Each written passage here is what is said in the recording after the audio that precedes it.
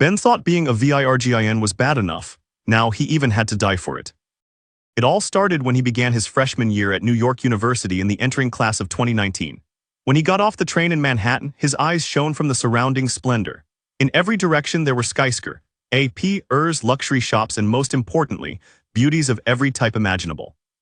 This is the beginning of my colorful student life, is what he thought to himself, right before a taxi drove over a puddle and soaked him in grimy street water. He became brown and putrid. That was just a little bad luck, it's nothing. Little did he know, but that would be the best part of his day. As he arrived to his university dormitory, every student pointed and laughed at the wet, dirty burrito passing through the building. A student on his floor from the graphic design department even found time to make memes of him, posting them on flyers all over the walls of his dormitory floor. Do you want me in a bowl or pita bread? Guacamole is extra. Eat me if you want diarrhea. They were all signed Wet Dirty Burrito King and even had his room number written on them. My colorful student life, I can't let it end like this, is what he said to himself right before he saw the 50 personal burrito orders written on post-its glued to his door. The students had deemed him the unofficial mascot of Haldon Dormitory. How can it be like this? He asked himself as he sat on the tiny bed of his dorm room.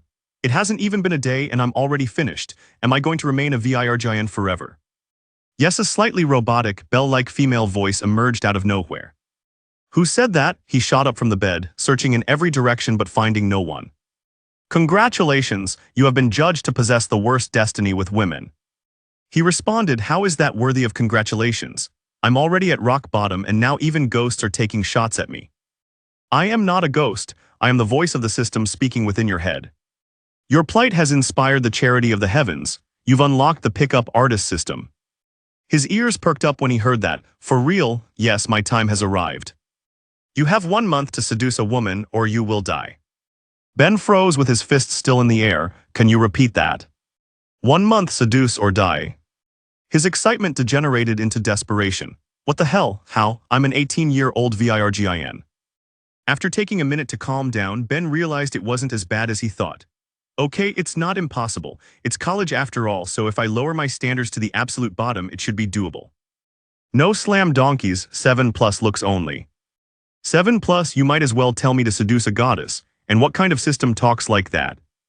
Another minute later, Ben came up with another unstoppable plan. In the worst case, I can borrow some money and get a prostitute somewhere. No pay piggings. You're forcing me to die. This time the system didn't contradict him. Ben tried to come up with other ideas, but all he came up with were songs for his funeral. I've heard that people diagnosed with terminal illnesses feel more alive than ever before after they find out, so why do I feel like sh*T? Ben sulked. This system's been misnamed, you should call it the execution system instead. Wait, it is a system in the end, maybe there's more to it. System, what else can you tell or show me besides insults? Appearing out of thin air like a hologram, a transparent blue screen appeared in front of him. It was a vertical menu with a few categories. Stats, challenges, store. Ben sighed in relief. At long last, things are looking up. He opened stats and read down them one by one. Looks 2, you're short, chubby, and have idiotic hair. This one was rounded up. Rounded up, okay, my looks aren't my strong suit. Charisma, 0. If someone had a choice between hugging you or a fire, they would hug the fire and then chase you for revenge. What? Social status, 2. Better than a homeless person, but students are in the bottom rung of society where you live. Fair enough.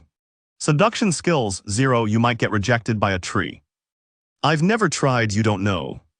Knowledge, 4. More knowledge means more conversation topics. Not too bad. Ben's head rose upwards in pride. Manliness, 1. You're one step away from being a woman, and this isn't that kind of system. His head came right back down in shame. Communication, 3. You spent your youth talking trash in video games. This achievement is the result of your effort. Personal talent, 2. Art, music, sports. How hard is it to find something you're not bad at? Get your life together. I've been trying. PUA points, 550 points accrued for accomplishments in pickup artistry. Can be used to purchase items in the store. 550, how did I get that? Ben scanned his memories. He couldn't even remember speaking to any girls since middle school. After a long time, he recalled that he did have a girlfriend in middle school for one summer and even kissed several other girls that year. That was his golden age when he was thin and a bit taller than others. It was a beautiful time when he had reason to be bright and optimistic about his future. It wasn't until high school arrived when everyone else grew and he stayed the same height that he realized everything changed. People considered him short from then on. As everyone else became taller and bulkier, his results in athletics became worse and worse until he even started to get bullied. To escape, he stopped doing sports altogether. He became introverted, spending his time at home playing video games and reading web novels, gaining weight as a result. After that, everyone shunned. Only later did he discover that he peaked in middle school, which still made him angry when he thought about it. I'm not Harry Potter, who the hell peaks at 13? What? Forget it, I'll be dead in a month anyway, so it's no time to be upset about the past. Ben decided to move forward and open the challenges, where he discovered one entry. Novice welcome, seduce a woman within 1 month or die. Thanks for the warm welcome. Ben opened novice welcome to see if there were any more details. Reward: punishment eradication. Conditions: no slam donkeys, no pay pigging. He shook his head and went back to the main menu screen, opening the final store selection. His brows knitted at what he saw. Why is there only one item? The system has many functions that are hidden until they're unlocked. That includes store items that you cannot afford with your current balance of PUA points. Ben examined the available item. Low-level mystery box, 500 points, contains a random item anywhere from trash to rare grade. Ben had enough points to acquire one of these. It only took him a few moments to come to a decision.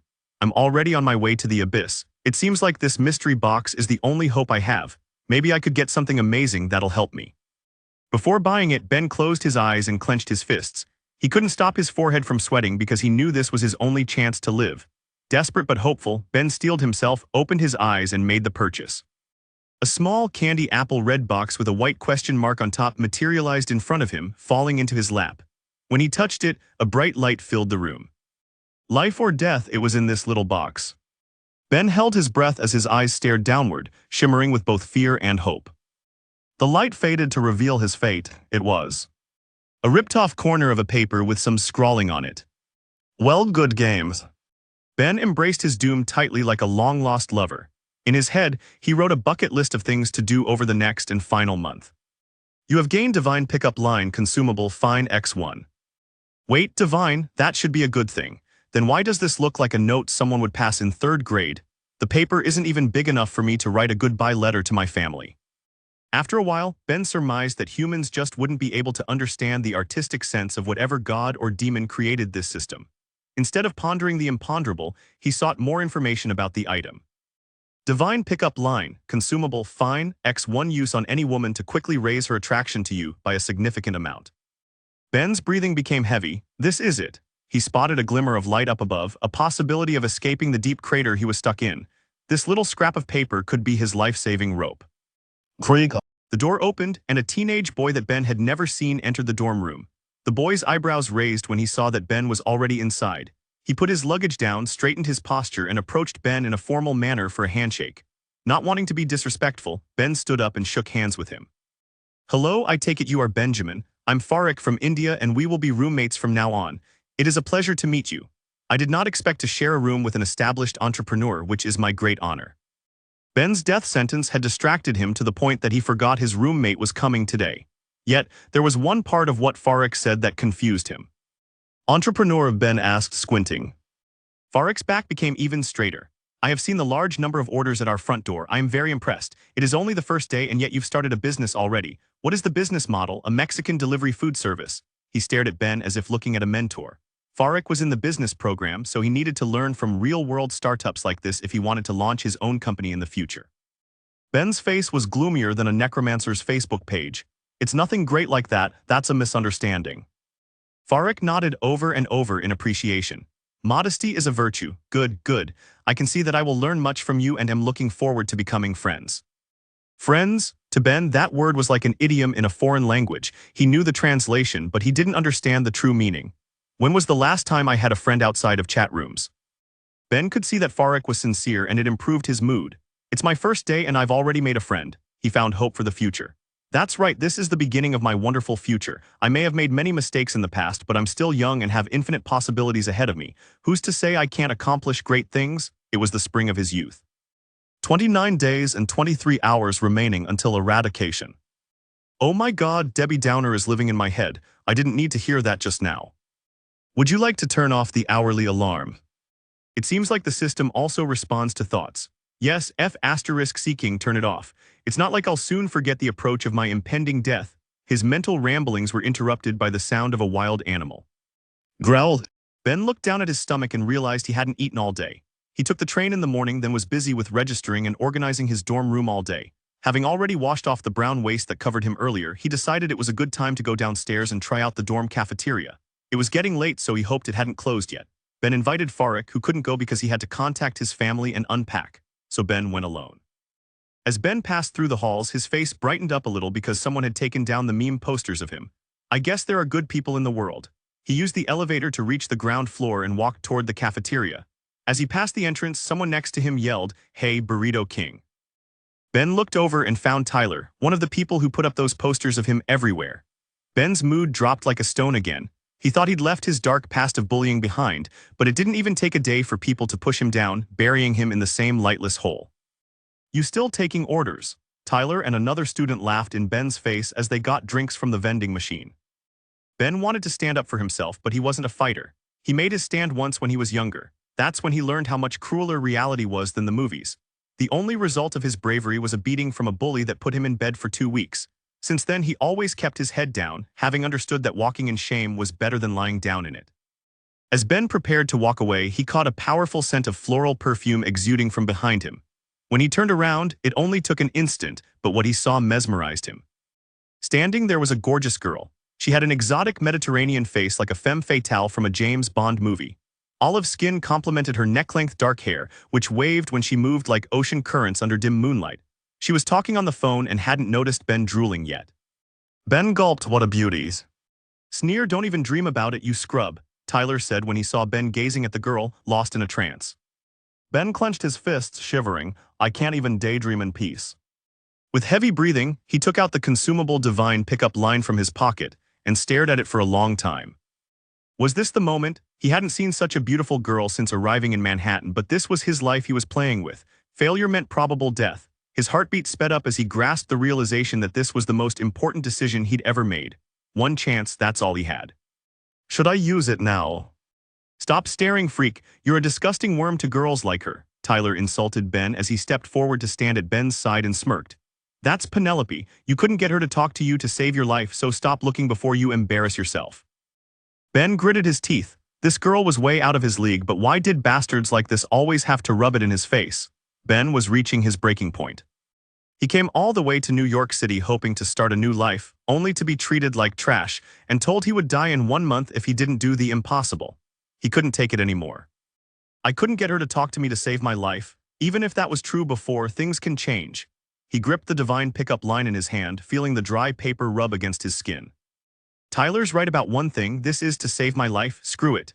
Ben planned to wait for a perfect opportunity, to find a pretty girl somewhere to use the divine line on, but the system said it would work on any woman, so she might as well be a top beauty. He turned to Tyler. "You said I couldn't get her to even talk to me, then watch."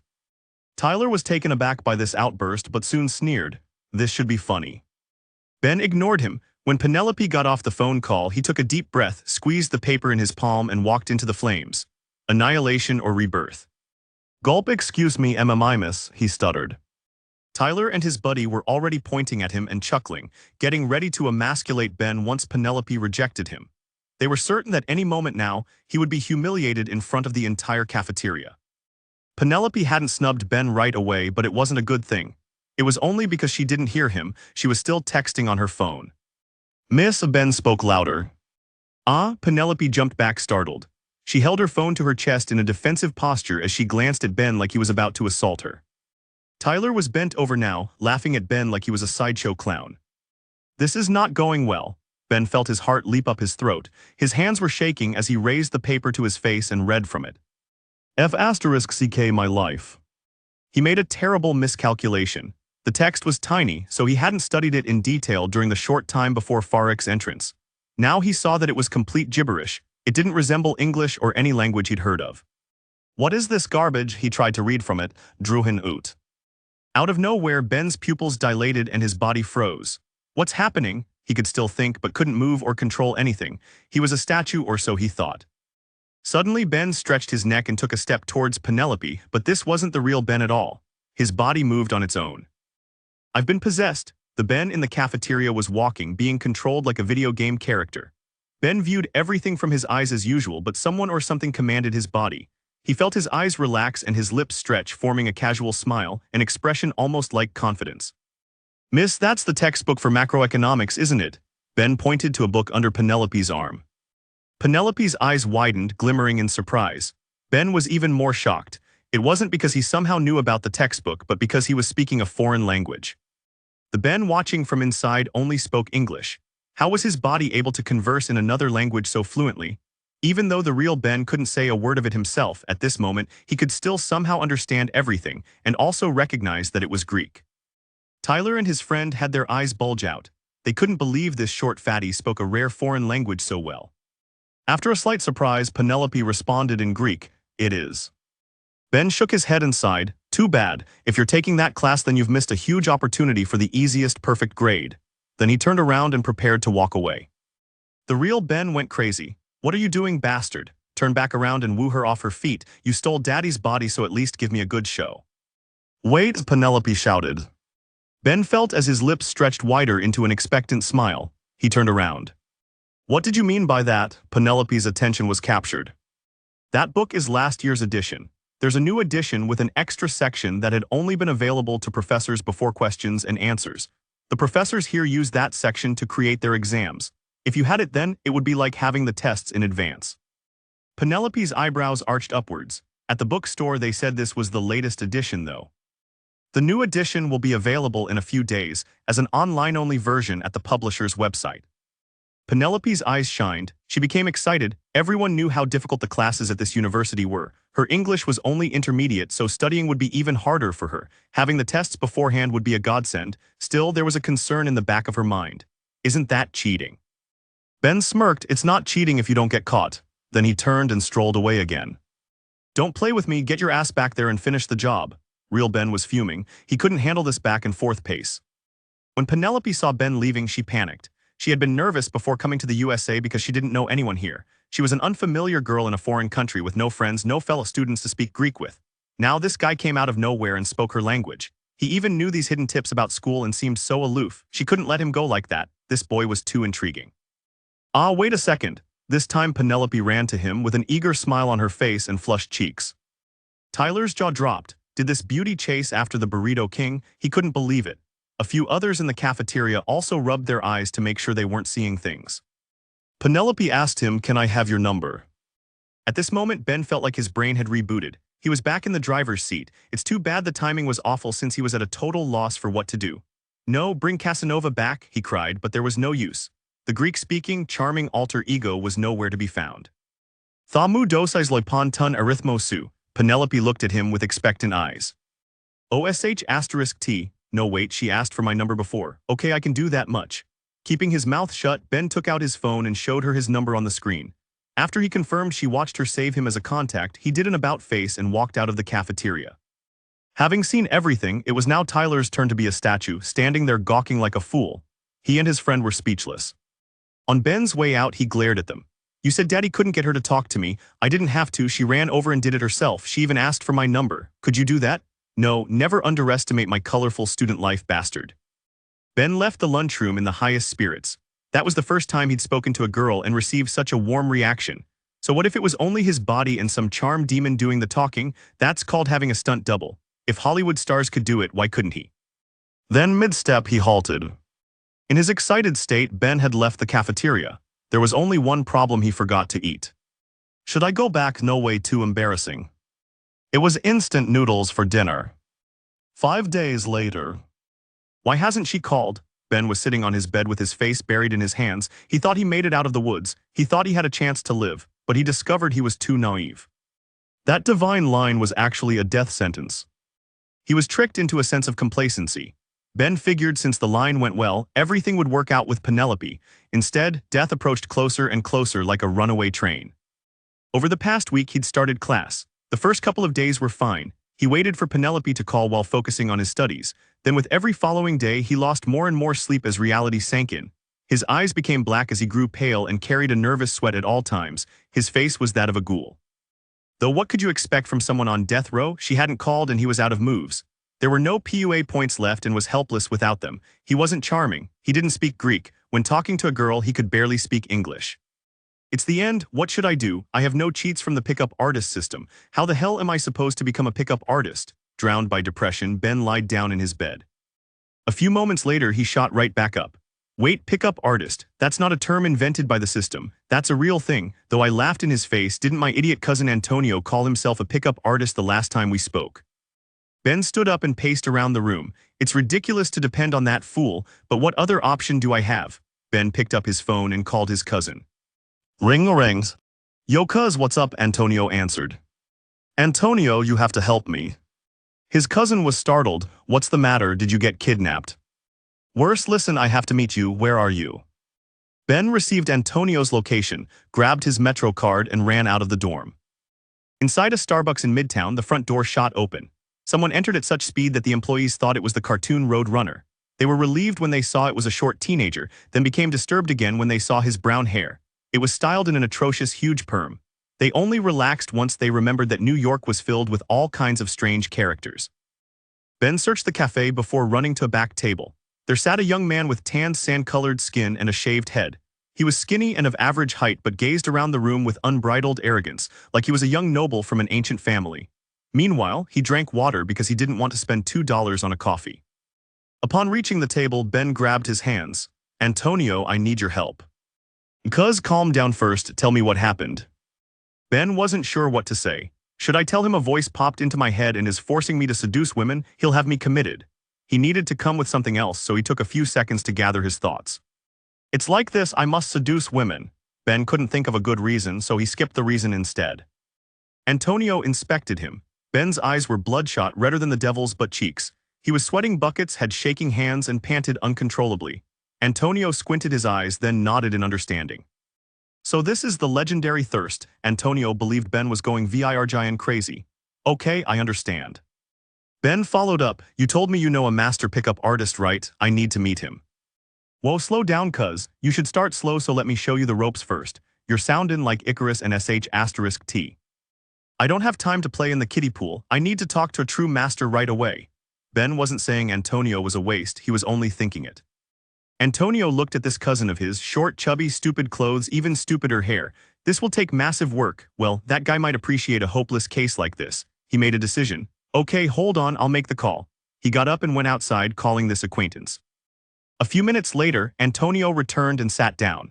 Ben stared at him like he was a doctor with news on his mother's surgery results. He said he'll meet you on one condition. Say it. Antonio didn't want to say it. Cough, we ***. He only managed to mumble it. What? Speak up. Antonio swallowed. He said you have to wear a thong. What? What? Ben double-checked. A thong, wear one if you want to meet him. Is this guy a master pickup artist or a gay ***pissed? Antonio wasn't sure how to justify it either. Look, he said he needs to test the bravery of any prospective student. If you don't have the courage to wear a thong, then you don't have what it takes and it would be a waste of time meeting you. That's what he said. Ben clenched his jaw as he flushed his dignity down the toilet. Screw it. If he failed, they'd be putting him in a casket. They could bury him in a thong for all he cared. At least the funeral would be memorable.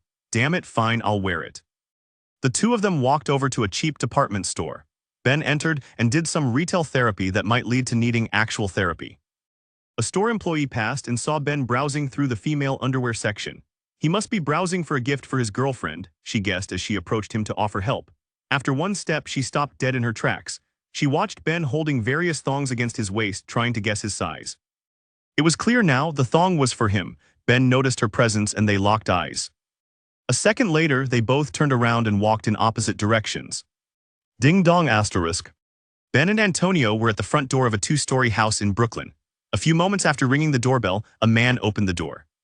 He was 30-ish and tall with an imposing heavyset frame, but what was most striking was his outfit. It was epic. He wore a curved purple pimp hat capped by a red feather. It partnered with his chin-strap beard to frame his thick face and eyebrows. With a purple bathrobe to match, he gave off the impression of a cartoon emperor from a Sesame Street character's deluded nightmare. What have I got myself into? Ben wondered. What's the password? The man queried. Antonio and Ben glanced at each other in confusion. The big man took out his phone and played a song. I like it when the beat goes. Baby, make your booty go, oh. Baby, I know you want to show. That song. It was a thong song by Cisco. Ben's face turned green. He had to summon the strength of his ancestors to avoid walking away. He gritted his teeth in determination. Dead men didn't have the luxury to care about self-respect. Besides what self-respect, he was already wearing the damn thing. Ben pulled the top of his pants down a bit to flash the shiny fabric. The big man nodded as his eyes showed appreciation. You're qualified, come in. Because of a thong, am I qualified, am I really? Ben cursed this perverted bastard. As Ben and Antonio entered the house, a woman's shout came from above. Eugene, who is it? Shut up, Ma, I've got guests. What? Ben felt the thong's silky texture brushing against his legs as he walked. He made a decision. With this shame haunting his soul, if it still didn't work out, forget waiting a month, he would end it tonight. The three sat down on sofas in a baziamianti with fish tanks everywhere. Welcome to my underwater man cave, the large man said. Is that a man cave for fish? WTF. I suppose it is a cave technically because it's his mom's baziamianti. Ben felt like crying. This was his savior. I haven't introduced myself, they call me Beluga. Because you're a big guy, Ben asked. No, because beluga caviar is the rarest and most expensive, Beluga responded with a prideful expression. Yay, I'm not sure that's why they call you that though, Ben thought. At this moment, Beluga crossed his legs. By coincidence, Ben noticed he was also wearing a thong. What? An issue plagued Ben's mind. He forced me to wear one. Now having seen he's in a thong himself, should I feel better or worse? What? Ben shook his head. What's with the thong thing? You don't know, chicks like it. You've got to be open-minded and willing to take risks in this game. Ben wasn't sure if he was serious. I'm not sure about that. Regardless, in this case, I prefer my mind nice and closed.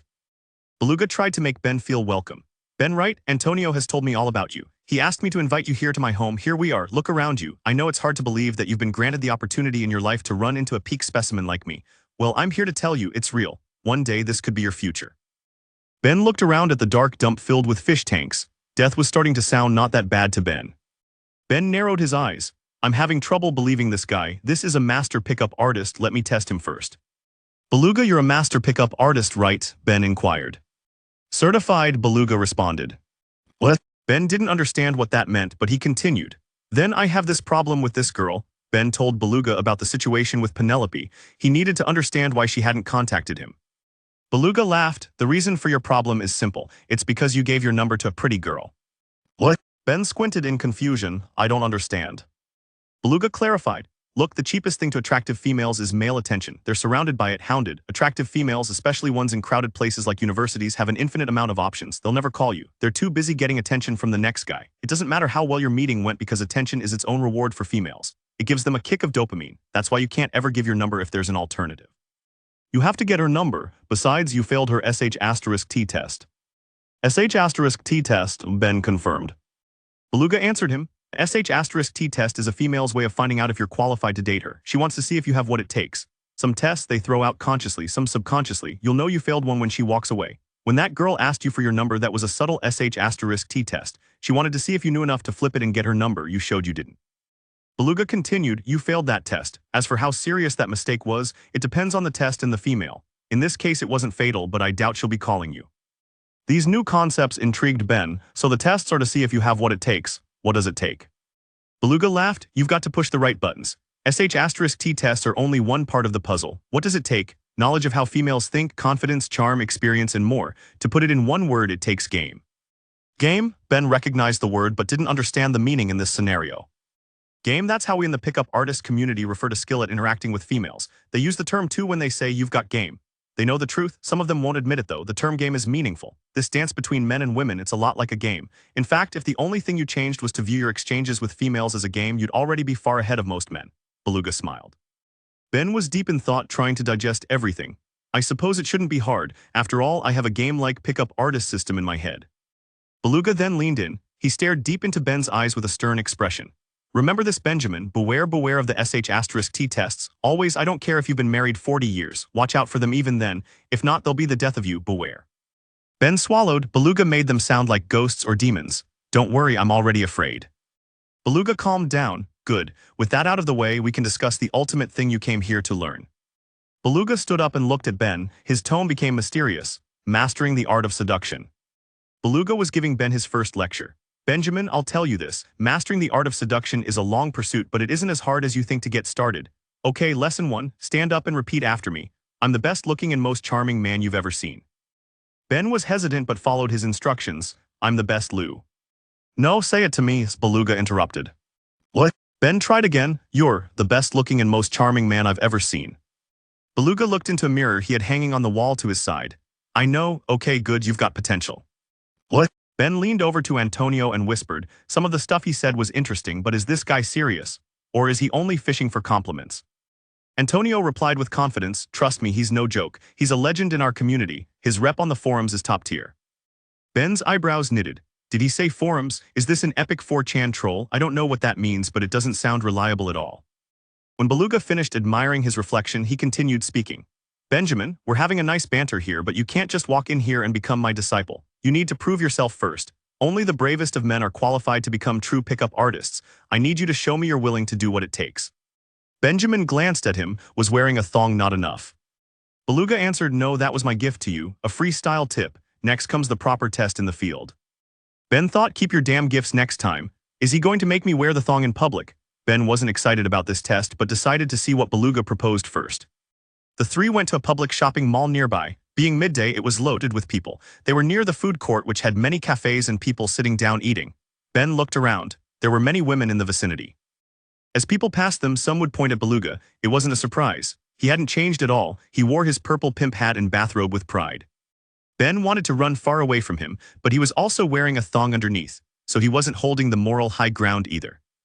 Beluga put his hand on Ben's shoulder. Okay, here's what you'll do. You see that female sitting down, approach her and say this. He gave Ben his version of a divine line. Ben's eyes widened in shock. Are you serious? Beluga gazed into his eyes. I've never told a joke in my life. What? Ben gulped. He gazed at the woman Beluga told him to approach as his heart sped up and his hands became clammy. It wasn't the line that made him nervous. It was the idea of approaching a woman. You're worried, right? Afraid? Beluga asked. Ben hesitated but nodded. Beluga said, look, think of it this way. What's the worst that can happen? Say you open her and she rejects you. Then you'll be in the same place you are right now. Isn't that the worst case scenario? Why should you care about that? Why should that stop you? Ben blinked a few times while processing the information, but Beluga interrupted him. No buts, you know why you're scared. It's because your body is still programmed from the caveman days. Human society has advanced, but our bodies have lagged behind. It's not surprising. It takes thousands or even hundreds of thousands of years for significant evolution to occur. In caveman times, if you approached a female, you may have had to fight some man to the death for the opportunity to mate with her. Now, nothing. There's no such negative consequence. Beluga continued. We live in a country full of police where even fighting can get you sent to jail and sued. People are civil. There's nothing to be afraid of, yet your body is still hardwired to be nervous about an impending deathmatch against a caveman. That's why despite your mind knowing you have nothing to lose, your body is resisting. These words were a shock to Ben's mind. Is that true? Why am I so nervous? He stood there for a minute as he visualized what could happen if he approached the woman and failed. A while later, he realized there wasn't anything that bad. Most likely she would say no and that was it. He's right. Ben understood the truth and his nerves eased a little. He looked down and clenched his fists. So what if she rejected him? Hasn't he been getting rejected by everyone his entire life? Exhaled. When Ben looked up, his eyes changed. They were filled with determination. He took a deep breath, glanced at the woman, and walked towards her. Excuse me, miss. The woman was surprised an unknown teenager was speaking to her, but was cordial in her reply. Yes. Ben recalled the line Beluga gave him. He didn't know if it would work, but Antonio said Beluga was a legendary master. He chose to trust him for now. Still, his nerves were shaking and he had to calm himself down. You can do this. Remember, there's nothing to lose. What's the worst that can happen? She'll say no and you'll walk away. No big deal. The woman observed Ben. Here was a nice boy with an honest face. He seemed like a dependable student, the future of America. Wearing his sincere expression, Ben gazed at the woman. He radiated righteousness. With bright eyes and a clear heart, he told her his best line. I love your tits. What? Ben walked back to Beluga with a red palm print on his face. Ben wasn't feeling great, but Antonio and Beluga encouraged him. They said that in the beginning, it was normal to be rejected, even necessary. Ben thought about it. Whatever, it's only a palm print, it'll come off. Even the shame will wash off with time. He wasn't ready to quit. Beluga pointed out another woman and Ben decided he would try again. He approached her. Excuse me, miss. Oh, hello, yes. Ben considered how to improve. Beluga said I need to show more sincerity, right? Sincerity. He knew what to do. I want to marry your tits. Ben walked back to Beluga and Antonio, this time with coffee all over his face. Ben thought about the outcome. Beluga said improvement comes as you collect many approaches, adjusting your method by learning from better results. But was that a better or worse result? He pondered, is it better to get slapped or get coffee in the face? What? Ben weighed both sides of the argument. On one hand, the last woman was willing to waste the coffee she spent money on to express her hatred. On the other hand, there's a tiny chance she thought I looked thirsty. Ben felt it was important to look for small positives in bleak situations. Little by little, he was developing an optimistic outlook. So what if a psychologist would label it delusional? What do they know? They don't approach women. Their clients come to them. He approached more women using the previous lines or modifying them to try something different. Each time he'd return to Beluga with a new gift. After the last one, onion rings in his hair, Ben became frustrated. Damn, what use is this? There's no way I can get any good result from saying these things. Beluga snorted. Is that right? Check this. I'll use the same line I gave you and get a good result. Watch and learn. Beluga approached a woman and said the line. She frowned. Several seconds later, she got up and left. Beluga watched her walk away as he nodded to himself. Then he turned around and swaggered back to Ben and Antonio with a triumphant smile. Did you see that? Ben responded, yeah, she just walked away. Beluga's eyes glimmered, satisfied with Ben's answer. Good, you understand. What the F***ck do I understand? Ben was confused. Beluga saw Ben still hadn't grasped it, so he clarified. That was a good result. What? Beluga continued. Unlike you, she didn't hit me, she just walked away. That's charm, Beluga said with a raised chin. What? I think it's because you look like an insane person though. Ben had different ideas, he sighed. Whatever, I have nothing to lose, let's keep at it. Ben continued to approach women. After the 10th one, something happened. User has unlocked achievement system. Congratulations, you've unlocked the achievement. Newbie opener common, open 10 women. Distributing reward, PUA points plus 100. Challenge system unlocked. User will receive a new challenge every week. If a challenge is completed, the challenge for the following week will unlock early. Weekly challenge, it's a numbers game, open 100 women. Reward stat point random x1. Completion status 10-100. Ben started panting. Yes, he screamed in the middle of the mall. Beluga and Antonio glanced at him, wondering if he was having a breakdown. This is it, I found my way out. The system appeared again at last. Ben saw hope. He laughed off his outburst, reassuring Antonio and Beluga that he was only hit by a wave of motivation. Eager for more points, he wanted to approach more women, and even thirstier Ben was unleashed on the mall. With madness and excitement in his eyes, he fired openers at women like a machine gun. His speaking tone became faster and more energetic. He figured being more high energy might improve his outcomes. The women had a different perspective. A tweaker meth head was coming at them. After a while, Ben heard a sound he had prayed for in his dreams. Congratulations, you've unlocked the achievement. Shameless assault victim uncommon, get assaulted by 3 women in 1 day.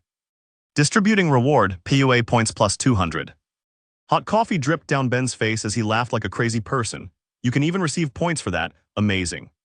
This was the path to becoming a masochist. 150 more points and I can buy another low-level mystery box. Ben was becoming addicted to this game, another helpless victim of microtransactions. All of a sudden, Ben heard another system sound and became even more ecstatic. Congratulations, you've unlocked the achievement. Fugitive of love, fine, get reported by 3 unknown women in 1 day for harassment. The smile on Ben's face froze. This is bad.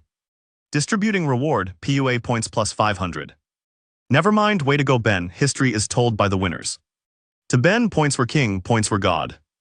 Ben was back in his dorm laughing like a crazy person. 800 points. He earned 800 points just from getting rejected. If it allowed him to live, he didn't mind getting rejected 1,000 times.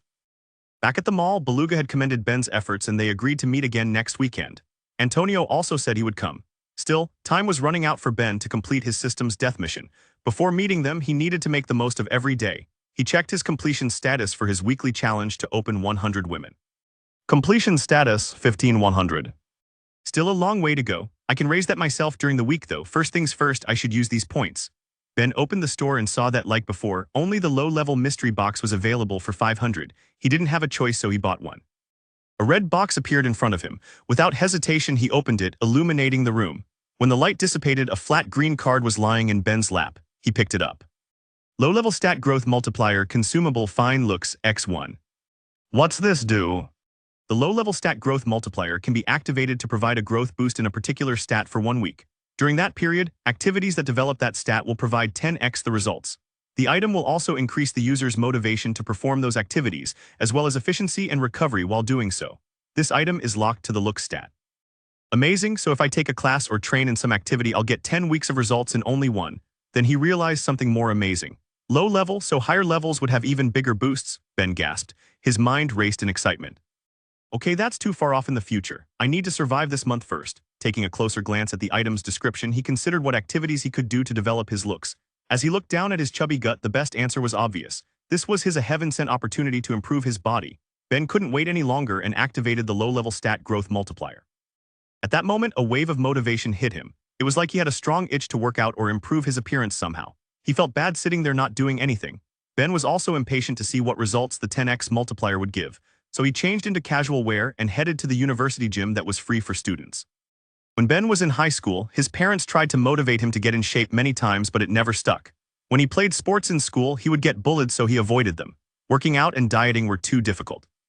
If his parents asked him to diet, the idea's nice, but he was hungry. Did they want him to starve? They wanted him to lift weights. Easier said than done. That *T is heavy. As Ben walked into the gym, his feelings differed completely from the last time. He used to have a strong sense that he didn't belong. Now, the powerful motivation from the stat growth multiplier overwhelmed him. He needed to make gains. He felt like a gym addict.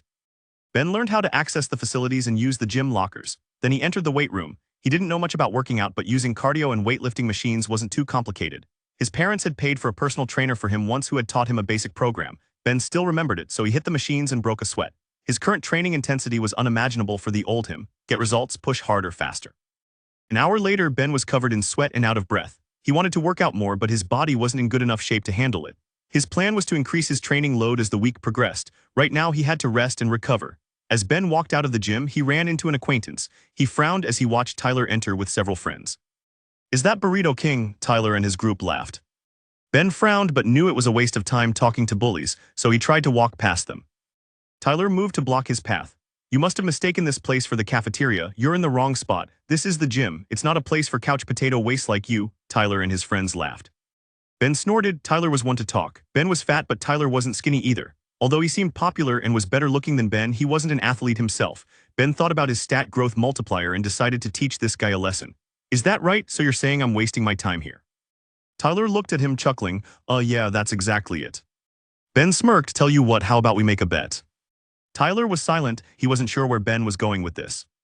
Ben explained, "1 week from now, whichever one of us is in worse shape has to call the other daddy for a year." Tyler looked at his friends and they all broke out into mad laughter. "Is he serious? This fat ass worked out one day and thinks he'll be an athlete. I can't actually." Ben was too fat. Even if he lost 10 pounds, he would still be chubbier than Tyler. He could start pumping steroids and run a marathon right now, and he still wouldn't win that bet in 1 week. Even liposuction wouldn't work. What was he expecting to achieve in such a short time? "Okay, I like that idea. You're on Burrito King," Tyler agreed, snickering at Ben's ridiculous proposal. It would be a good chance to embarrass him later. Ben smiled and walked past them to leave. "I'm looking forward to adopting a cute new foster son." As Ben left, he thought about his next mystery box. He hoped it would have an item that worked on MILFs so he could meet Tyler's mom and become his official stepdad. Ben stared into the bathroom mirror and didn't recognize the person looking back. Holy *T.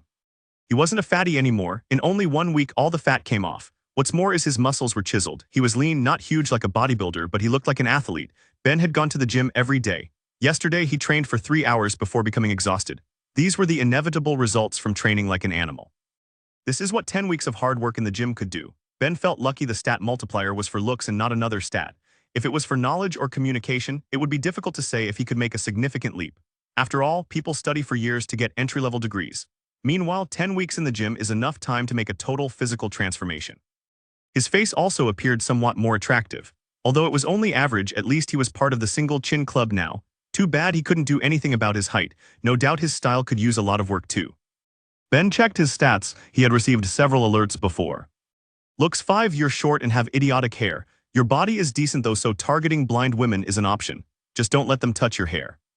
Ben started flexing in the mirror. Yes, blind women will do just fine. Charisma 0, this is still at leper level. I need to take a leadership class. Social status 2, students are our future. Too bad we live in the present. Seduction skills 0, consider blow-up dolls. I can't afford one. Knowledge 4, entry-level student. Manliness 3, congratulations, both balls have dropped. Ben was about to celebrate that he also gained 2 points in manliness, but then he read that damn message. Still, this was a good thing. After asking the system, he learned his physical transformation only increased his manliness by 1 point. The act of going to the gym every day got him the other point. Manliness was a stat that increased by doing things the system considered manly, and some of those activities needed to be done on a regular basis. As for a list of what those were, sorry. This system wasn't nice enough to give him such a thing. Communication 3. You can speak. With the eloquence of a child. Are you a child, a cute little baby? No, why not? Snort, I'm a big boy.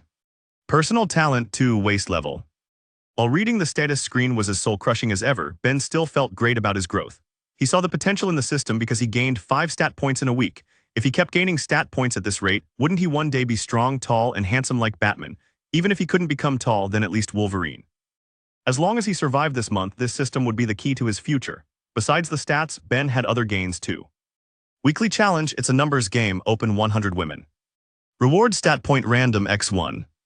Completion status, 87-100. Ben had been busy. Between school and working out, he went to crowded places in Manhattan and approached women to progress in the weekly challenge. He even had some results. Although they rejected him every time, he noticed that as the days progressed, the responses became not as bad. In the last couple of days, he even almost didn't receive slaps or drinks to the face. Not many slaps or drinks at all. Only a few times. Towards the end, one girl even laughed like it was a joke. When she realized Ben was serious, it became even weirder, but it was a good beginning. The reason for the better responses was obvious. His looks were improving. These girls only care about looks, thought the man approaching women, telling them he loved their tits. It was unfortunate that Ben hadn't unlocked any new achievements, but that wasn't something he could control. PUA points 350. He had 350 points, but still needed another 150 to use them.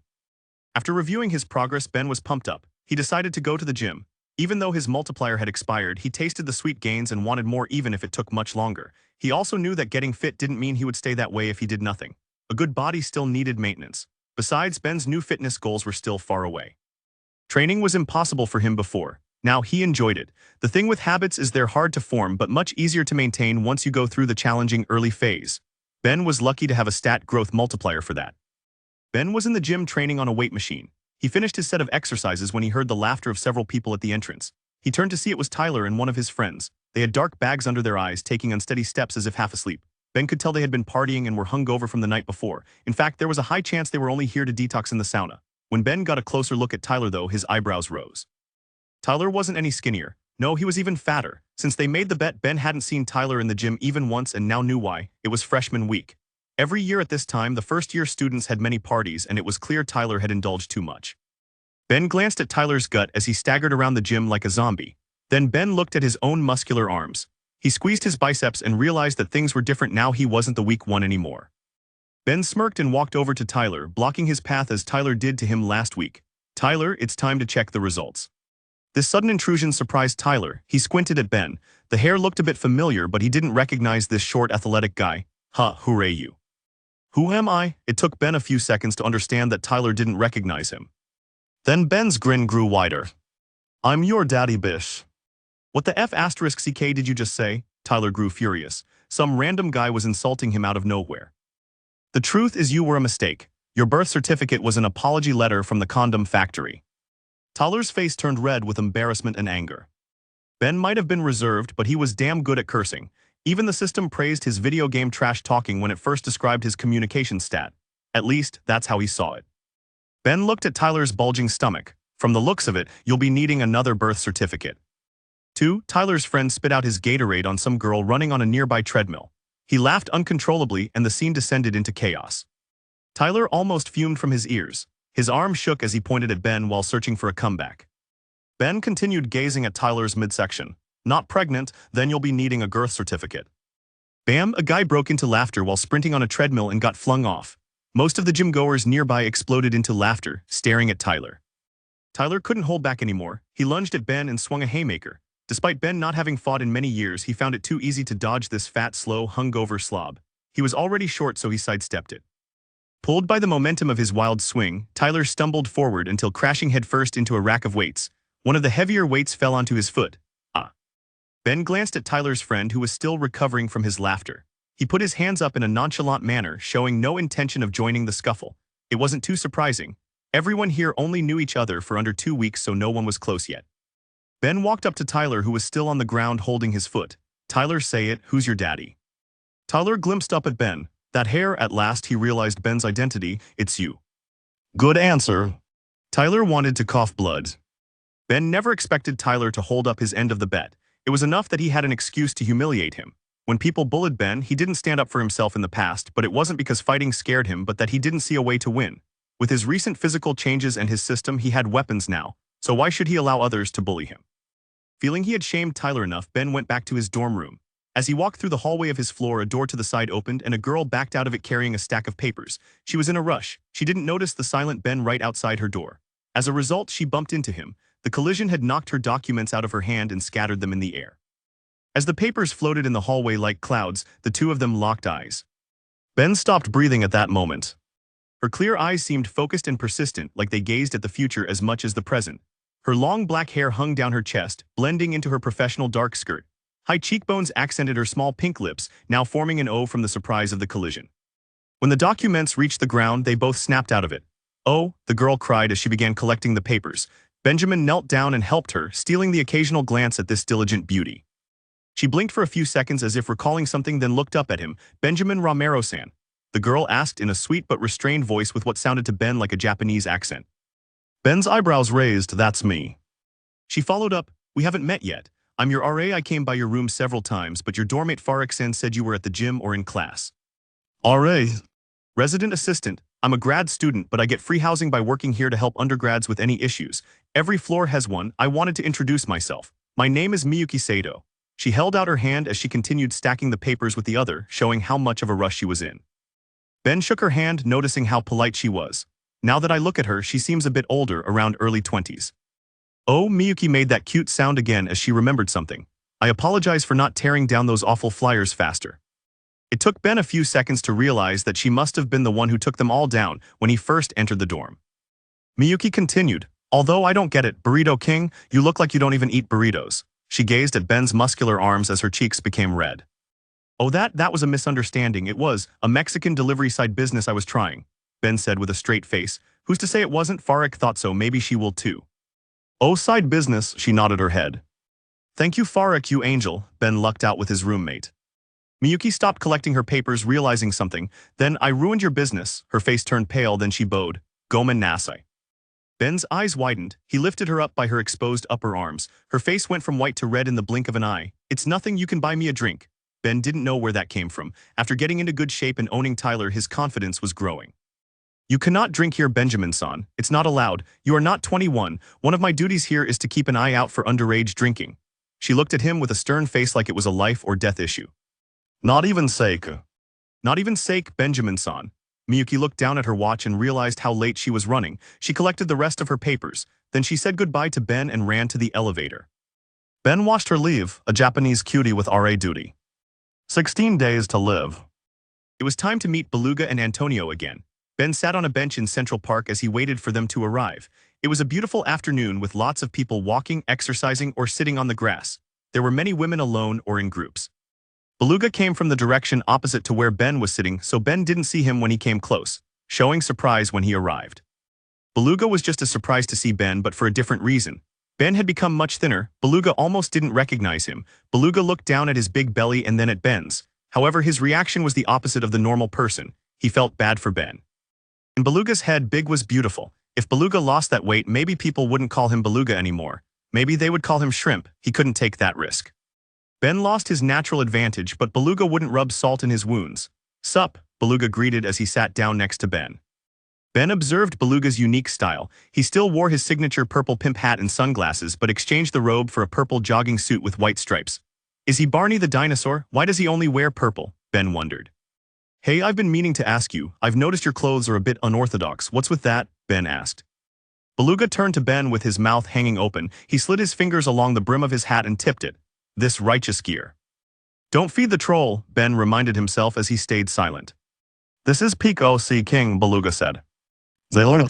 "Yeah, you've heard of the bird Peak O.C.K. with the beautiful feathers. Those birds attract mates with their fancy feathers. The ones with the flashiest feathers get the most females. In pickup, we have a similar concept. Flashy clothes can attract attention from females. Many people will look at you, which is good for your image. Females may even open you. At the very least, you'll have an extra conversation topic when they ask you about the clothes." Ben thought about it. "That's interesting. Maybe I should try that." Then he saw Antonio approaching from down the street. He was Peak O.C. King too. Antonio wore giant green feather shoulder pads that were bigger than his head. They extended out to his elbows from his blue polka dot jacket. This was Peak O.C. King to a whole new literal level. Ben gulped. "I better stick with classic styles. You can't go wrong with those."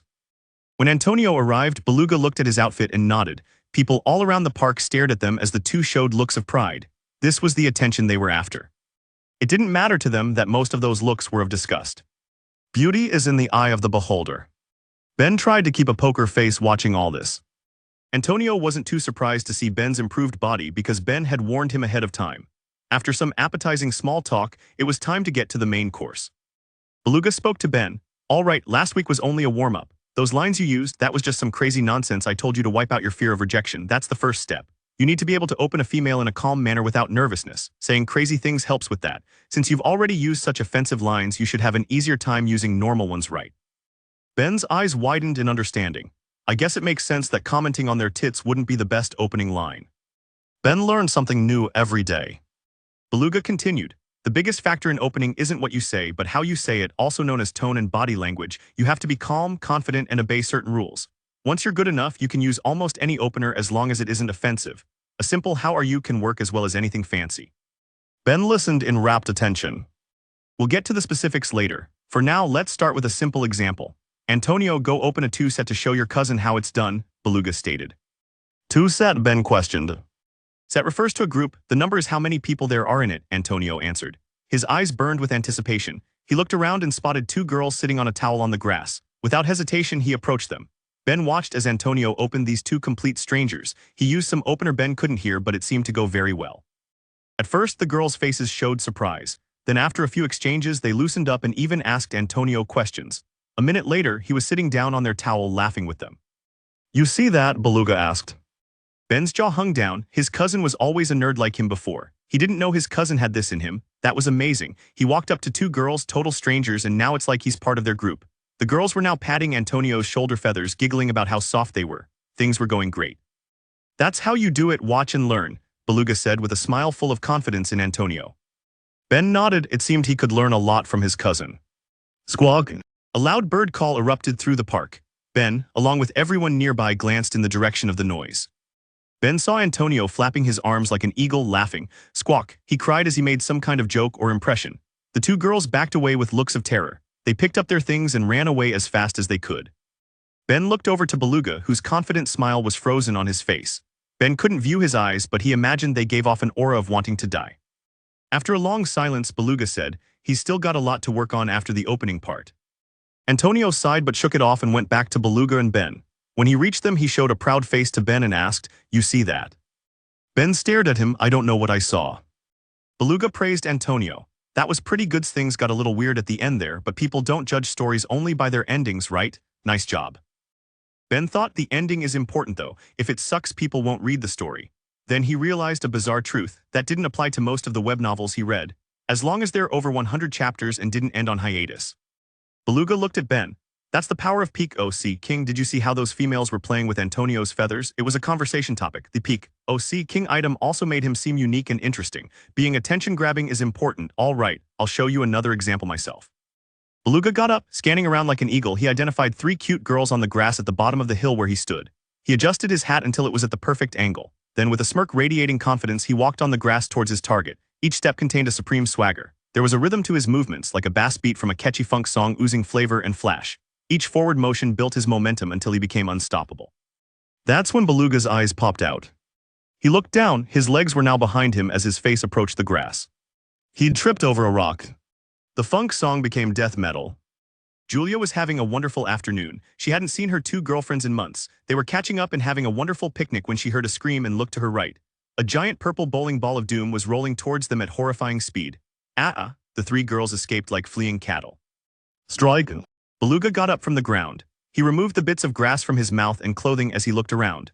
Scattered sandwiches were strewn all over the beautiful picnic he had demolished. Shrugging, he picked up a sandwich and ate as he went back up the hill, resuming his swagger steps. The previous scene had stupefied Ben and Antonio. They stared with their jaws hanging down until Beluga made it back to their position. Beluga held his chin high. You see that? That's how you get attention. The females even left me homemade sandwiches to show their appreciation. What? Next, it was Ben's turn. This time, Beluga gave him a few normal lines. Ben also felt these lines had more potential. Eager, he got to work. Right away, he noticed a difference. Even though the women still rejected him, they were much more polite about it. At least his face was still dry and slap-free. What was growth? This was growth. Even the tiniest improvements are exciting when you start at the absolute bottom. A few times the responses were even lukewarm. Not cold like a slap in the face, not piping hot like coffee, lukewarm. Ben felt there was room to continue conversing. The problem was he had no idea what to say. As a result, those interactions ended with him stuttering or giving a blank stare. Ben returned to Beluga. What do I say after the opener? Beluga stroked his chinstrap beard. The early phase is all about building attraction. That should be your focus. Attraction, Ben asked. Beluga clarified, you need to attract a female before anything else. That's the first major hurdle. Only then would she be interested enough in you to consider something romantic. If a female isn't attracted, you'd be wasting your time because the best case scenario would be friendship. At the word friendship, Beluga and Antonio showed frightened faces. It was the dreaded friend zone. What types of things affect and increase attraction? Ben asked. Beluga answered, the obvious ones are the more universal things like appearance, social status, and charm. Then there are specific factors which some females may prefer over others, such as common hobbies, intelligence, how well-spoken you are, how manly you are, etc. The influence of the specific factors can vary depending on a female's type. The universal factors can also vary in a female's type, but not as much. For example, a male model will be attractive to the vast majority of females. Ben thought, isn't he describing my system's stats, appearances, looks? I'm guessing charm is the same as charisma. Then there's knowledge, manliness, etc. Beluga spoke, think of it like this. Those previous attributes I mentioned set the foundation for attraction. When a female sees you at first, she'll discover some of those things on sight, such as your appearance. Others she might only discover through speaking with you or others about you, such as your social status, intelligence, etc. When you add all the characteristics, it creates an attraction baseline. If your baseline is high enough, you will attract females right away. Continued, why do men do things like go to the gym, get high-status jobs, become rich, and many other things? A big reason is to raise this attraction baseline with females. Even though making gains in these areas takes a long time, even us pickup artists recognize the value in developing them. Raising the baseline is important because it makes everything that follows easier. Of course, if attraction was fixed and only depended on those factors, then what would be the point of us pickup artists?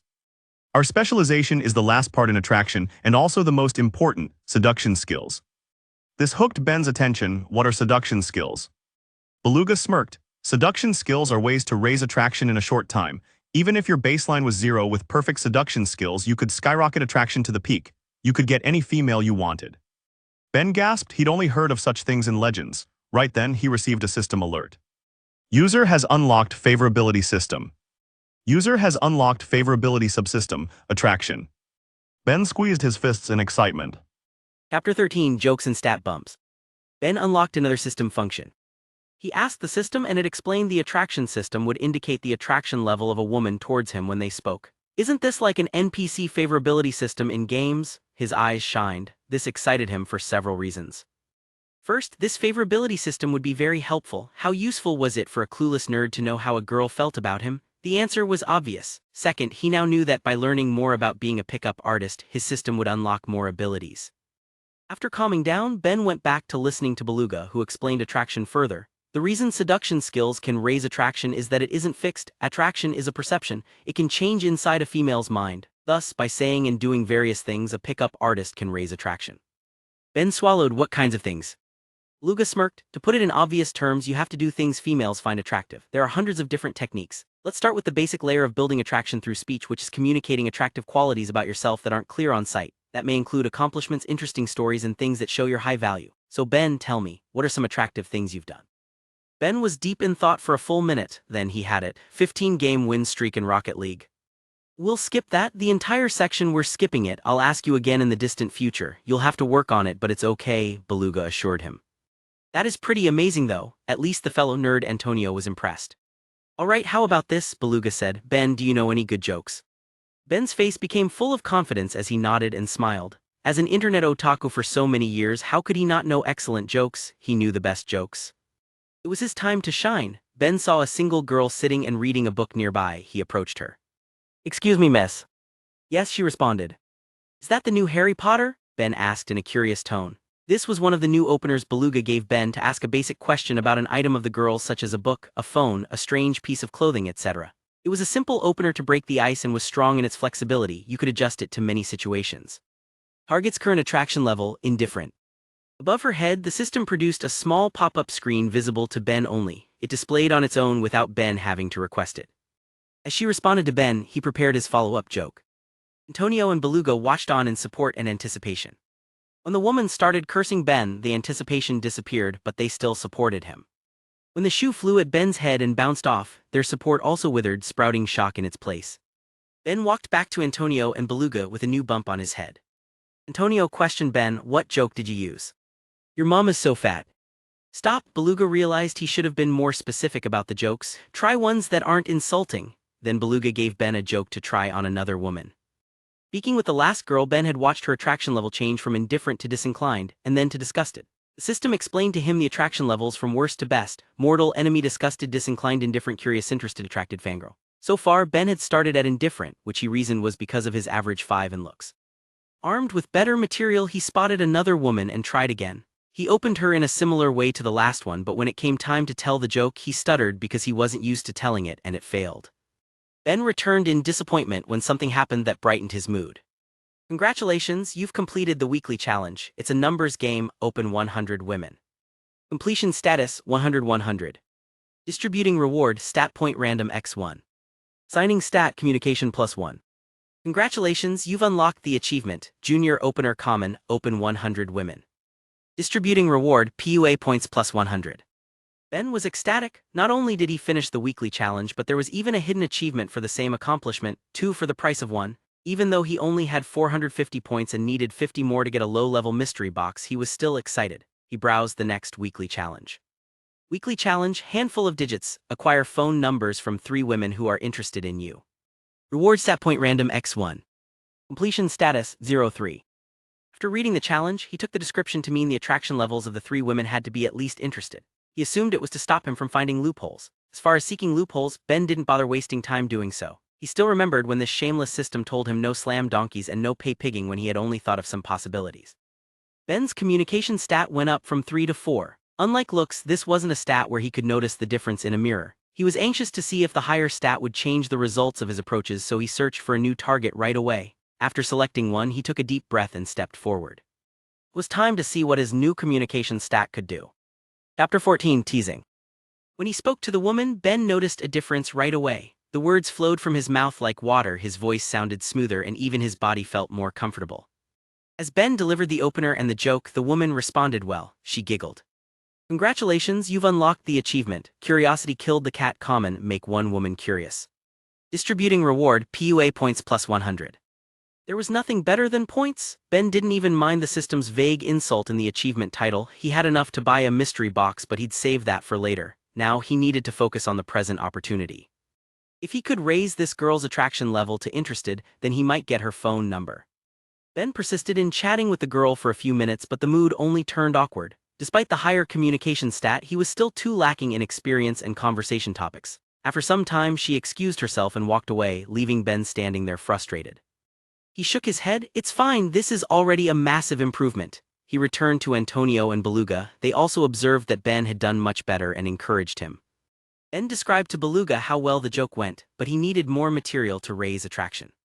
Beluga said, "The best jokes are situation-specific. Not only will they be the most relevant, but they'll display your intelligence in adapting to the situation. Females will pick up on that and become more attracted. I could give you a fish, but it's better to teach you how to fish. So rather than hand you a joke book, I recommend you try inventing teasing-style jokes on the spot to build attraction."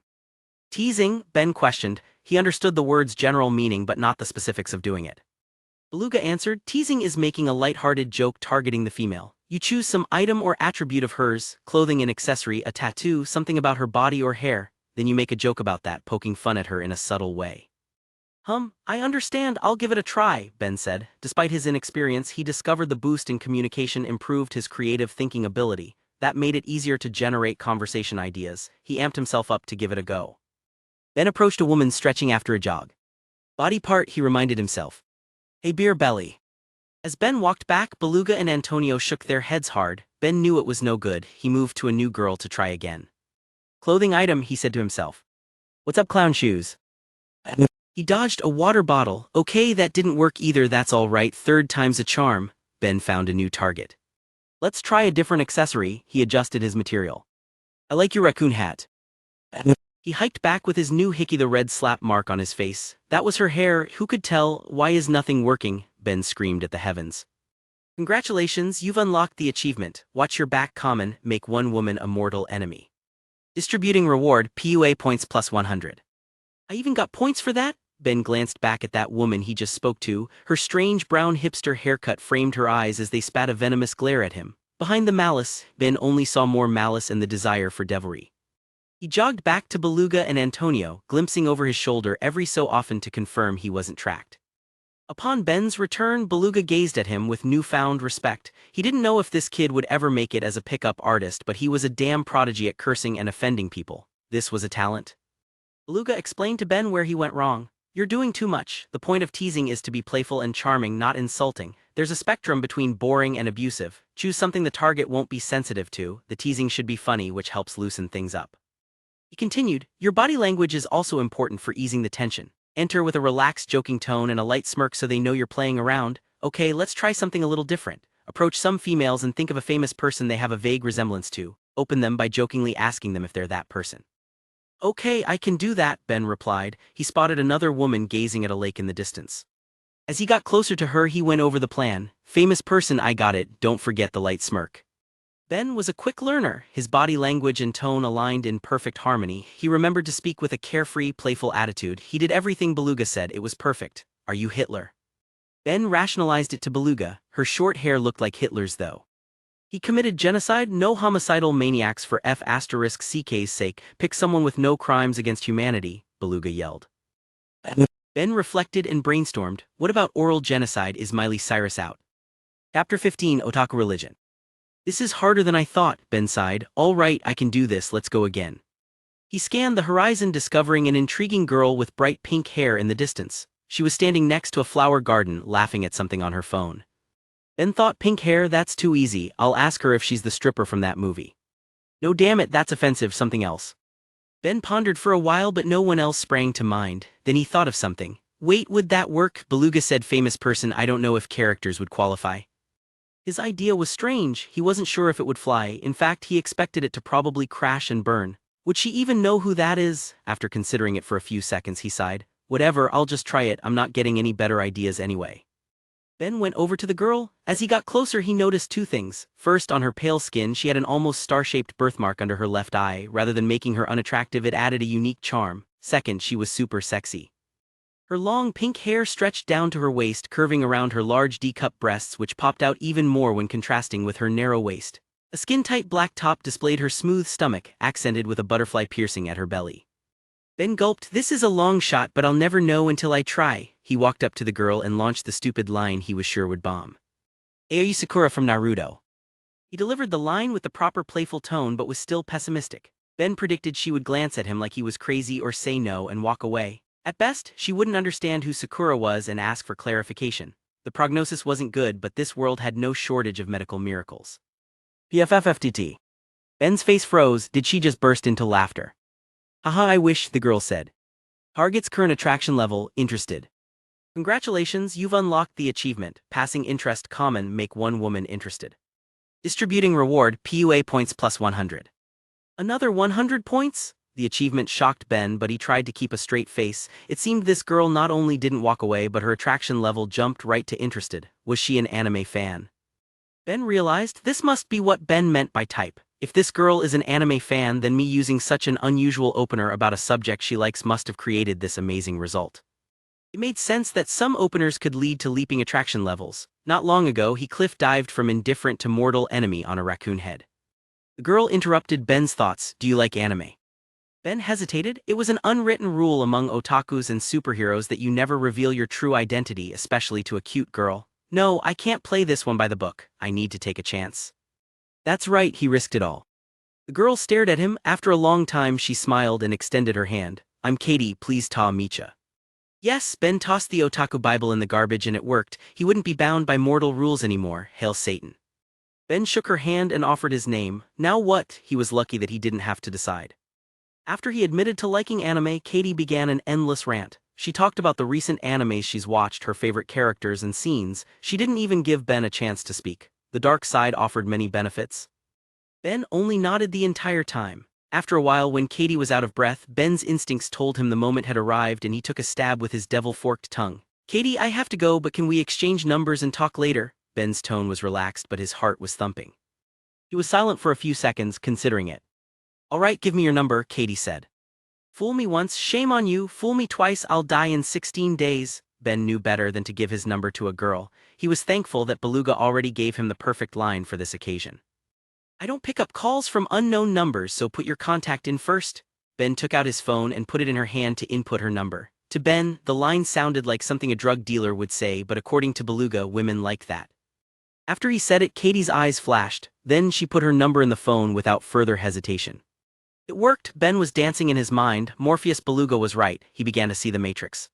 There was one last step left. He still remembered what Beluga said. These females are sneaky. Sometimes they give fake numbers. Be sure to call it and see her phone ring before you leave. It's not weird. This is called double-checking, okay? Even NASA does it. Even though something sounded off, Ben couldn't afford to care about it. He pressed call on her contact. When her phone lit up, Ben knew he succeeded. Congratulations, you've unlocked the achievement. If you throw enough *T at the wall, some is bound to stick. Common. Acquire a phone number from one woman who is interested in you. Distributing reward, PUA points plus 100. He gained another 100 points and now had 850. His weekly challenge also progressed. As for that brutal burn of an achievement name, Ben didn't care. The system was like a beauty with a bad temper. He would put up with her as long as she kept giving him benefits. Ben saw the chance to live. If he kept going at this rate, maybe he could really complete the life and death mission. No, he'd already given up his otaku religion. He'd do it no matter what. Chapter 16. What is charisma? Getting the number fired him up, but Ben knew to quit when ahead. Beluga advised him after getting a number he should exit. It's always best to leave on a high note, so Ben said a quick goodbye and walked away. Beluga and Antonio smiled with pleasant surprise. They didn't expect Ben would get a phone number on their second day together. What's more, that girl was hot. Way to go, cuz, Antonio congratulated. Beluga nodded many times in appreciation.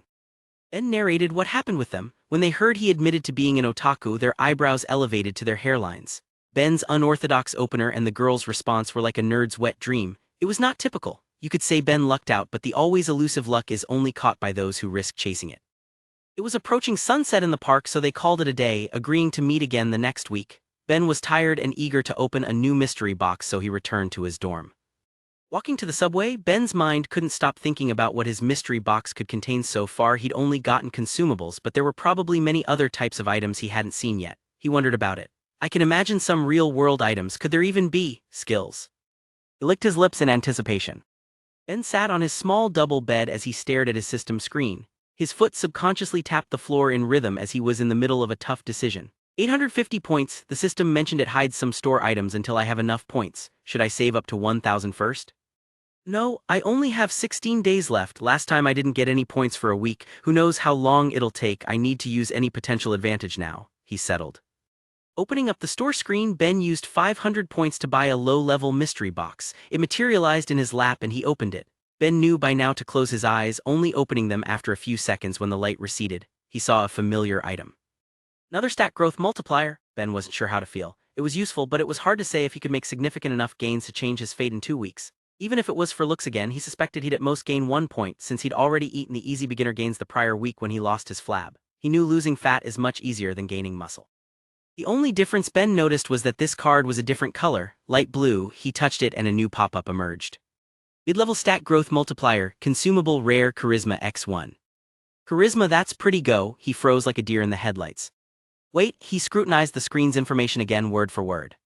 Mid-level rare, Ben stood up and gasped. Oh my god, would it do what he thought? He asked the system and verified it.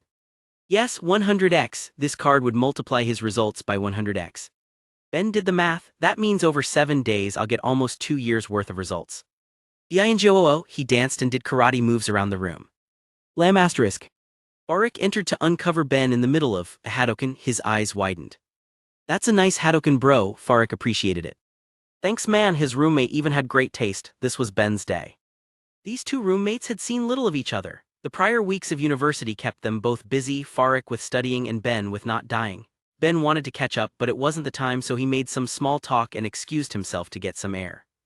The eggshell-colored walls of the dorm hallway were cluttered with new flyers and informational bulletins, but Ben was too distracted to read them. He was still recovering from the shock of receiving that mid-level item.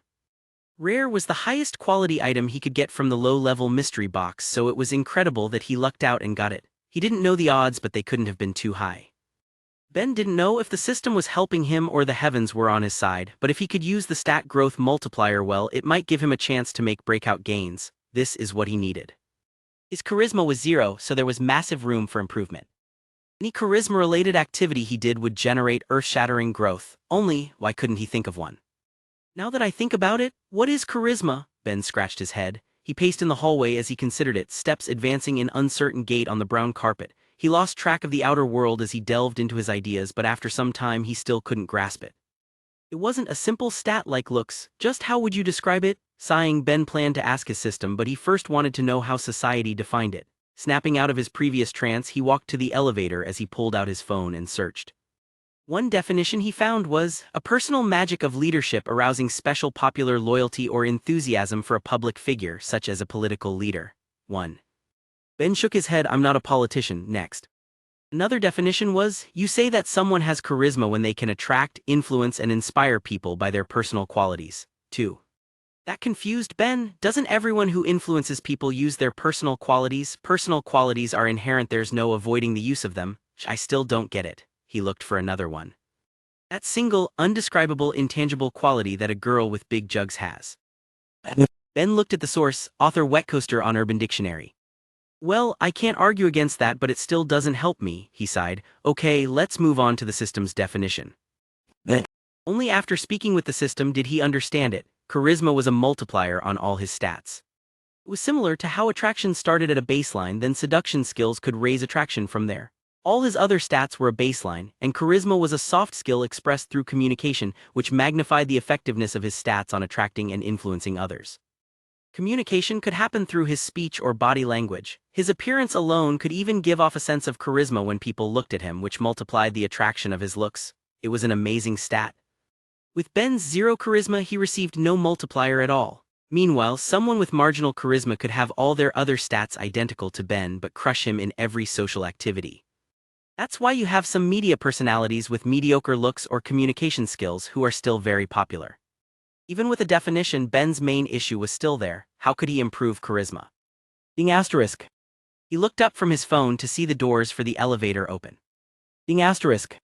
The elevator doors closed, but Ben still stood outside, not having entered. A flyer posted on the elevator's side had mesmerized him. Flyer said motivational speaking seminar. Ben gasped.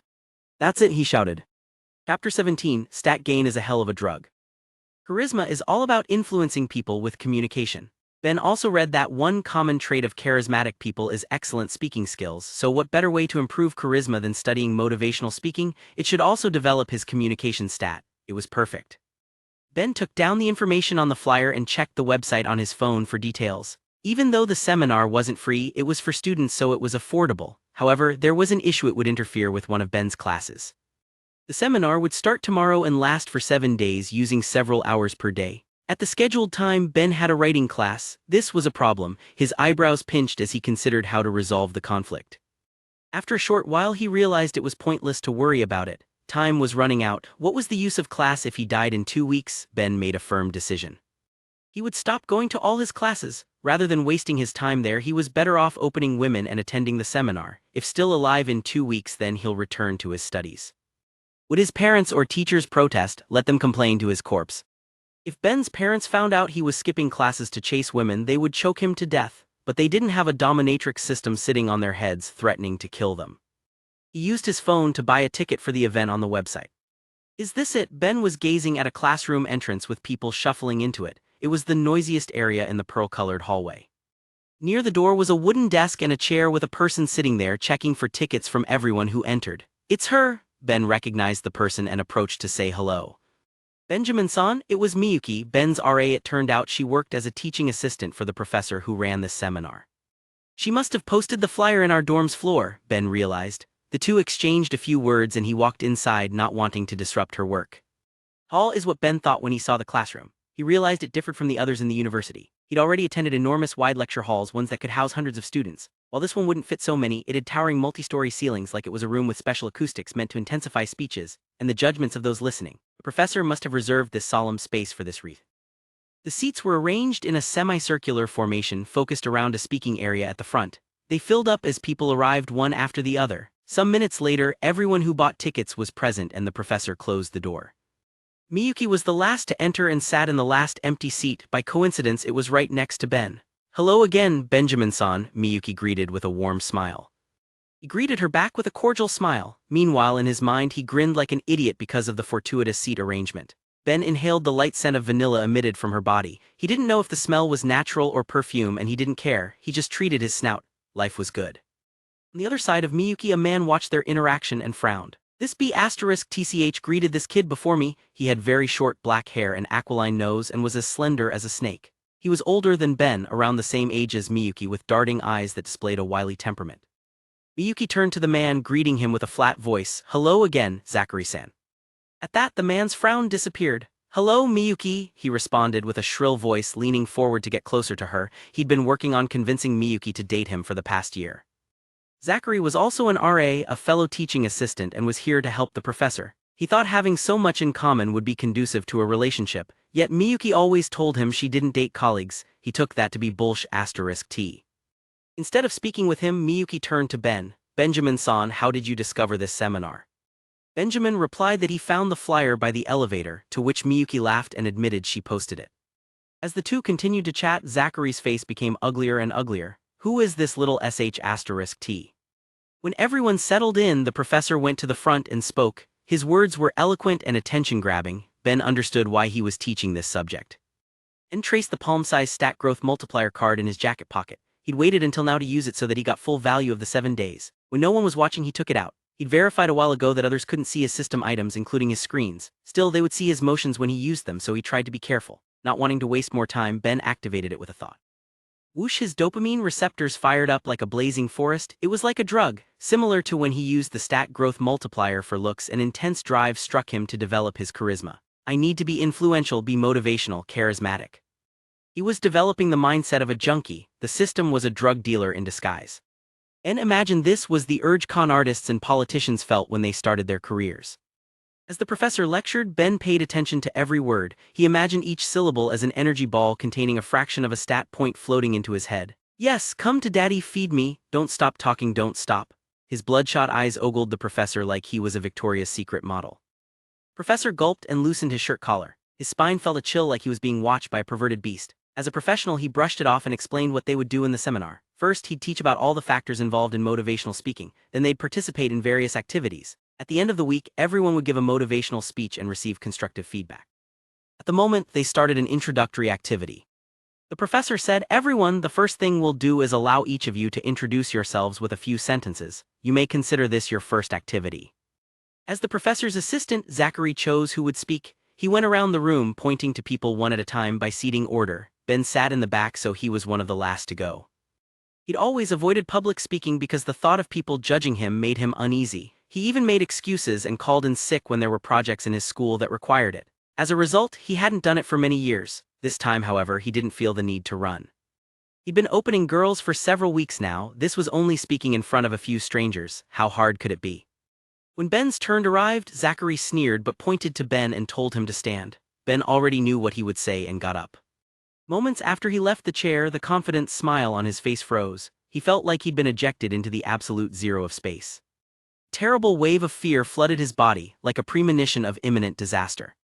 Thump thump. His heart threatened to burst out of his chest. His mouth became dry, breath short, his eyes popped out, bouncing around the room seeking the cause. "What's going on?" he panicked. Chapter 18, A Bet to Win the Girl. This was the moment Ben learned he had a phobia of public speaking and the physical consequences of it. He'd read about this last week in his Psychology 101 class. It's a common fear. In fact, it's the most common fear, affecting 73% of the population. In the statistics of the most common phobias, the fear of public speaking is even ahead of death. People are more afraid of public speaking than death. If you were to give 73% of people two options, speak in public or die, they would choose to die. At least that's what the statistics say. Ben was a man of science. He was also a part of the 73%. The worst part was he didn't know it until now. It seemed talking to an unknown woman wasn't the same as speaking in front of a group of strangers. Helpless in front of this classroom of judgment, sweat formed on his forehead as he withstood the heat of dozens of eyes beaming at him. Ben had been silent for 10 seconds and students were starting to whisper. He knew he had to say something, anything. My name is Ben. Zachary noticed Miyuki's worried expression. Returning his gaze to Ben, he narrowed his eyes and formed a mocking grin. "Okay, thank you, next," Zachary cut him off. The interruption hadn't upset Ben but instead provided relief. He was too nervous. Releasing a deep exhale, he walked over to Zachary to get a name tag for later group activities, then he returned to his seat and put the tag on his chest. Everyone had introduced themselves, so the professor returned to the front. Ben gripped the wooden desk's edges and closed his eyes for several moments, taking deep breaths to calm his still shaken nerves. When he opened them, he discovered people snickering under their breath. Others asked them what was funny and they pointed to Ben. After a minute, half the class had at least giggled at him. "Do I have something on my face?" Ben rubbed his cheeks. "Benjamin-san," Miyuki's appeared sorrowful as she pointed at his chest. Ben glanced down to see his name tag, BBB Benjamin. He looked at Zachary, who wore an amused expression while writing some notes. The professor was busy drawing on a whiteboard and hadn't noticed this development. Ben frowned. He didn't understand why this guy would target him. Miyuki reached over to remove the name tag from Ben's chest, taking a pen and crossing out the extra B's. Zachary's eyes knitted his brows at this. Rather than be upset at Miyuki, he scowled at Ben. That's when Ben understood. "So that's how it is, jealous over a girl," he snorted. It was annoying, but he didn't have time for this now. Ben ignored Zachary's provocative stare and returned to listening to the lecture. The first session of the seminar ended and most of the people had left. Ben was outside the classroom helping Miyuki move the desk and chair inside as a thank you for her earlier kindness. "Benjamin-san, do you know what speech you will give at the end of the week?" Miyuki asked. He shook his head. He hadn't thought about it yet. A sneer came from the classroom's entrance. Zachary sauntered out with a cocky smirk. "Speech? Can he even give a speech? If it's anything like today, it would take 3 hours to through it, haha." Ben and Miyuki frowned at this random insult. "Zachary-san, you are being rude," Miyuki rebuked. "I'm merely offering this undergrad some advice. Not everyone can speak in front of a group. Some people lack the necessary courage." He glared at Ben when he saw how close he stood to Miyuki. Ben had been an eyesore for Zachary since the start of the class. Who does Ben think he is talking to Miyuki in his presence? She was Zachary's target and his property until he finished with her. It would be best if he scared Ben off today, then Miyuki would only have him to speak with in class. Although Miyuki worked for the same professor, they worked during separate time slots, so there weren't many opportunities to be together like this. How could he give that precious time up to some snot-nosed brat? Was it petty? Sure, but this was the power a teaching assistant held over students. Too bad. And watch Zachary bluff and bluster. His intentions were written all over his face. Does he think he'll bully me out of the seminar with this? I've dealt with much worse. In high school, that one guy edited my face into a bestiality video. Everyone called me Ben the Goat *seeker for 2 years. You think you'll shake me? He showed pride in living through the ordeal. Being bullied was like surviving a war. Ben's eyes glowed as he dived into memories of air sirens and bomb shelters. Then that guy released a remastered edition and I became Ben the Goat. This is nothing. Get skills, noob. 2-war vet. Ben smirked. "Zachary, right, how about we make a bet?" Zachary crossed his arms. He didn't know where Ben was going with this. Ben continued, "From what I've heard, you teaching assistants will also give a speech at the end of the week as an example to the students. Isn't that right?" "So what?" Zachary asked. "So here's the bet. During the last class, whichever one of us gives a worse speech will never bother Miyuki again." Zachary clenched his jaw. This little *T. Miyuki stood there blinking. How did she become involved? When she saw Zachary grimacing and Ben glancing at her with a reassuring smile, she understood. "Benjamin-san is trying to help me." She realized Ben noticed Zachary pestering her. Ben was trying to stop it, even though public speaking was impossible for him and would be very embarrassing. Miyuki gazed at Ben and her heart grew warm. Zachary spoke, "Not that you stand a chance of winning, but what you're saying is ridiculous. She and I work together, it wouldn't be possible. Besides, are you even qualified to bother her? Do I need to compete with a lowly freshman like you to talk to her? You can't even put a sentence together. What a joke. Look, kid, you've pissed me off. Either get lost from the seminar or I'm going to make your life in class a living hell." Miyuki now understood why Zachary made fun of Ben earlier. She also realized she was the only one who could do something in this situation. With or without the wager, Zachary was going to give Ben a hard time. She knew Zachary. He was capable of many dirty tricks. When they first sat down, Ben told her how important this seminar was to him. It's also her fault he was here. She put the flyer up. She couldn't let him suffer or drop out because of her. "No, I'll go on a date." Miyuki's face grew red as she said the words. Ben and Zachary became silent, staring at her, unsure of what she said. "What?" Zachary asked. "I'll go on a date with the winner of the competition, but there is one condition. Zachary-san may not bother Benjamin-san during the seminar."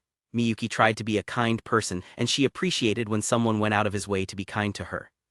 New York City was full of people, but it was even more full of bitter coldness. She knew how rare it was to meet someone like Ben that would expose himself to humiliation to help her. Even though Ben was sure to lose and she would have to go with Zachary, it was only one date. It was the least she could do to let him take this seminar in peace.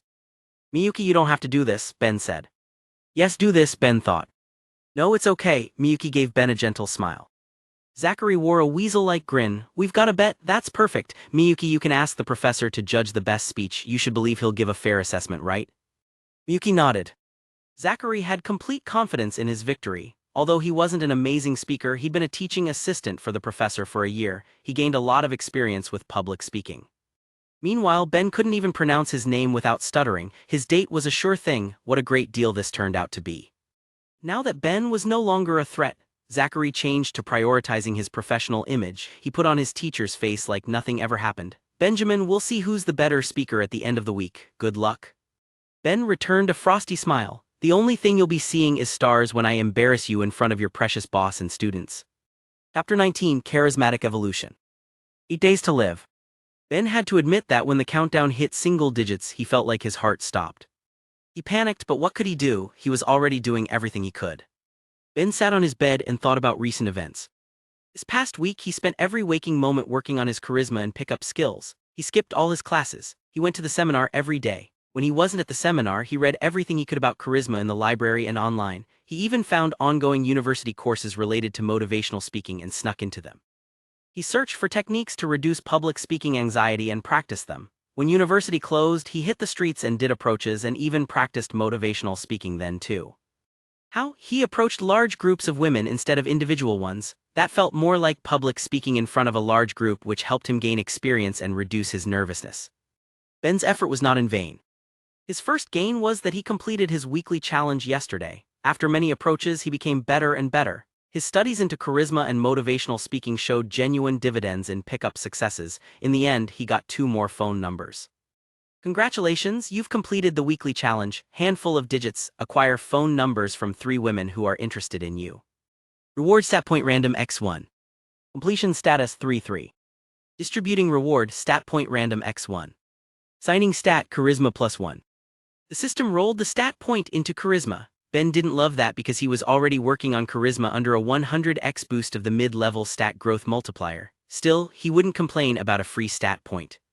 There wasn't any achievement this time, but that was fine. This was his new weekly challenge. Weekly challenge, a frog's kiss, kiss 1 new woman who is attracted to you. Reward stat point random x1. Completion status 0-1. Ben wasn't sure how he felt about it. He hadn't kissed a girl since he hit puberty, but this was a necessary stepping stone. If he couldn't even kiss a girl, how could he seduce one within 8 days?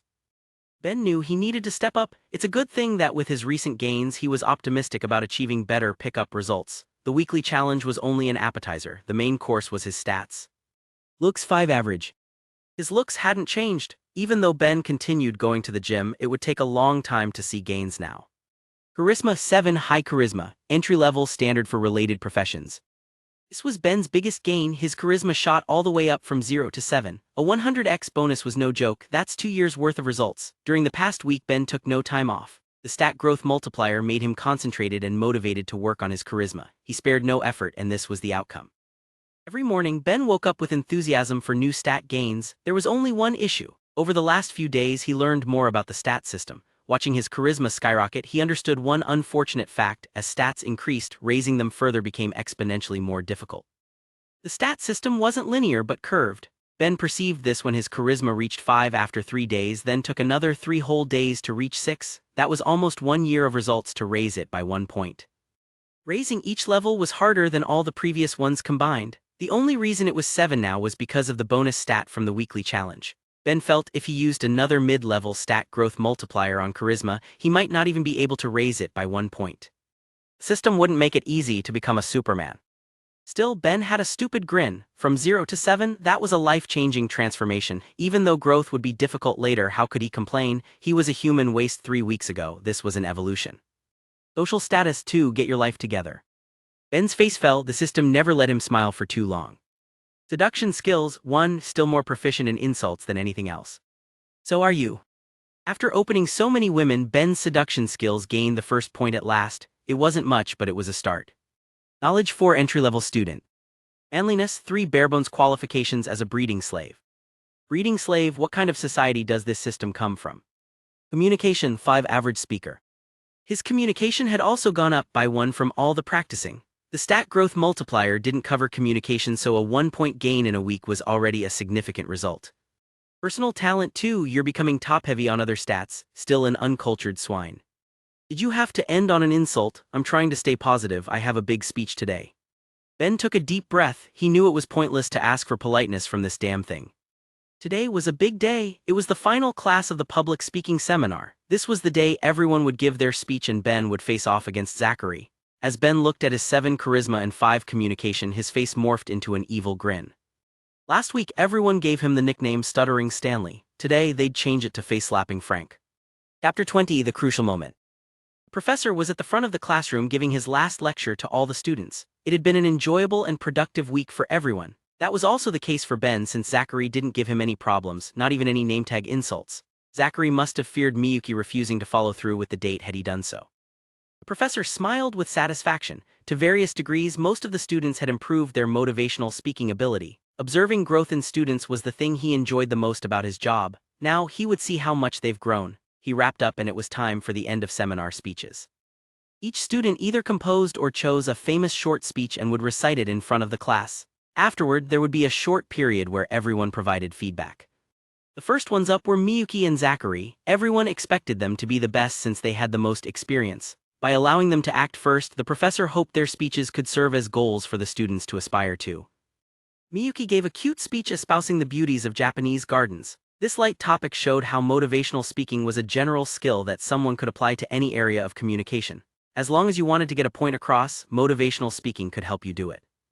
Zachary went up next. He gave a determined speech about the need for higher civilian oversight for national security. It was full of anti-terrorism ravings.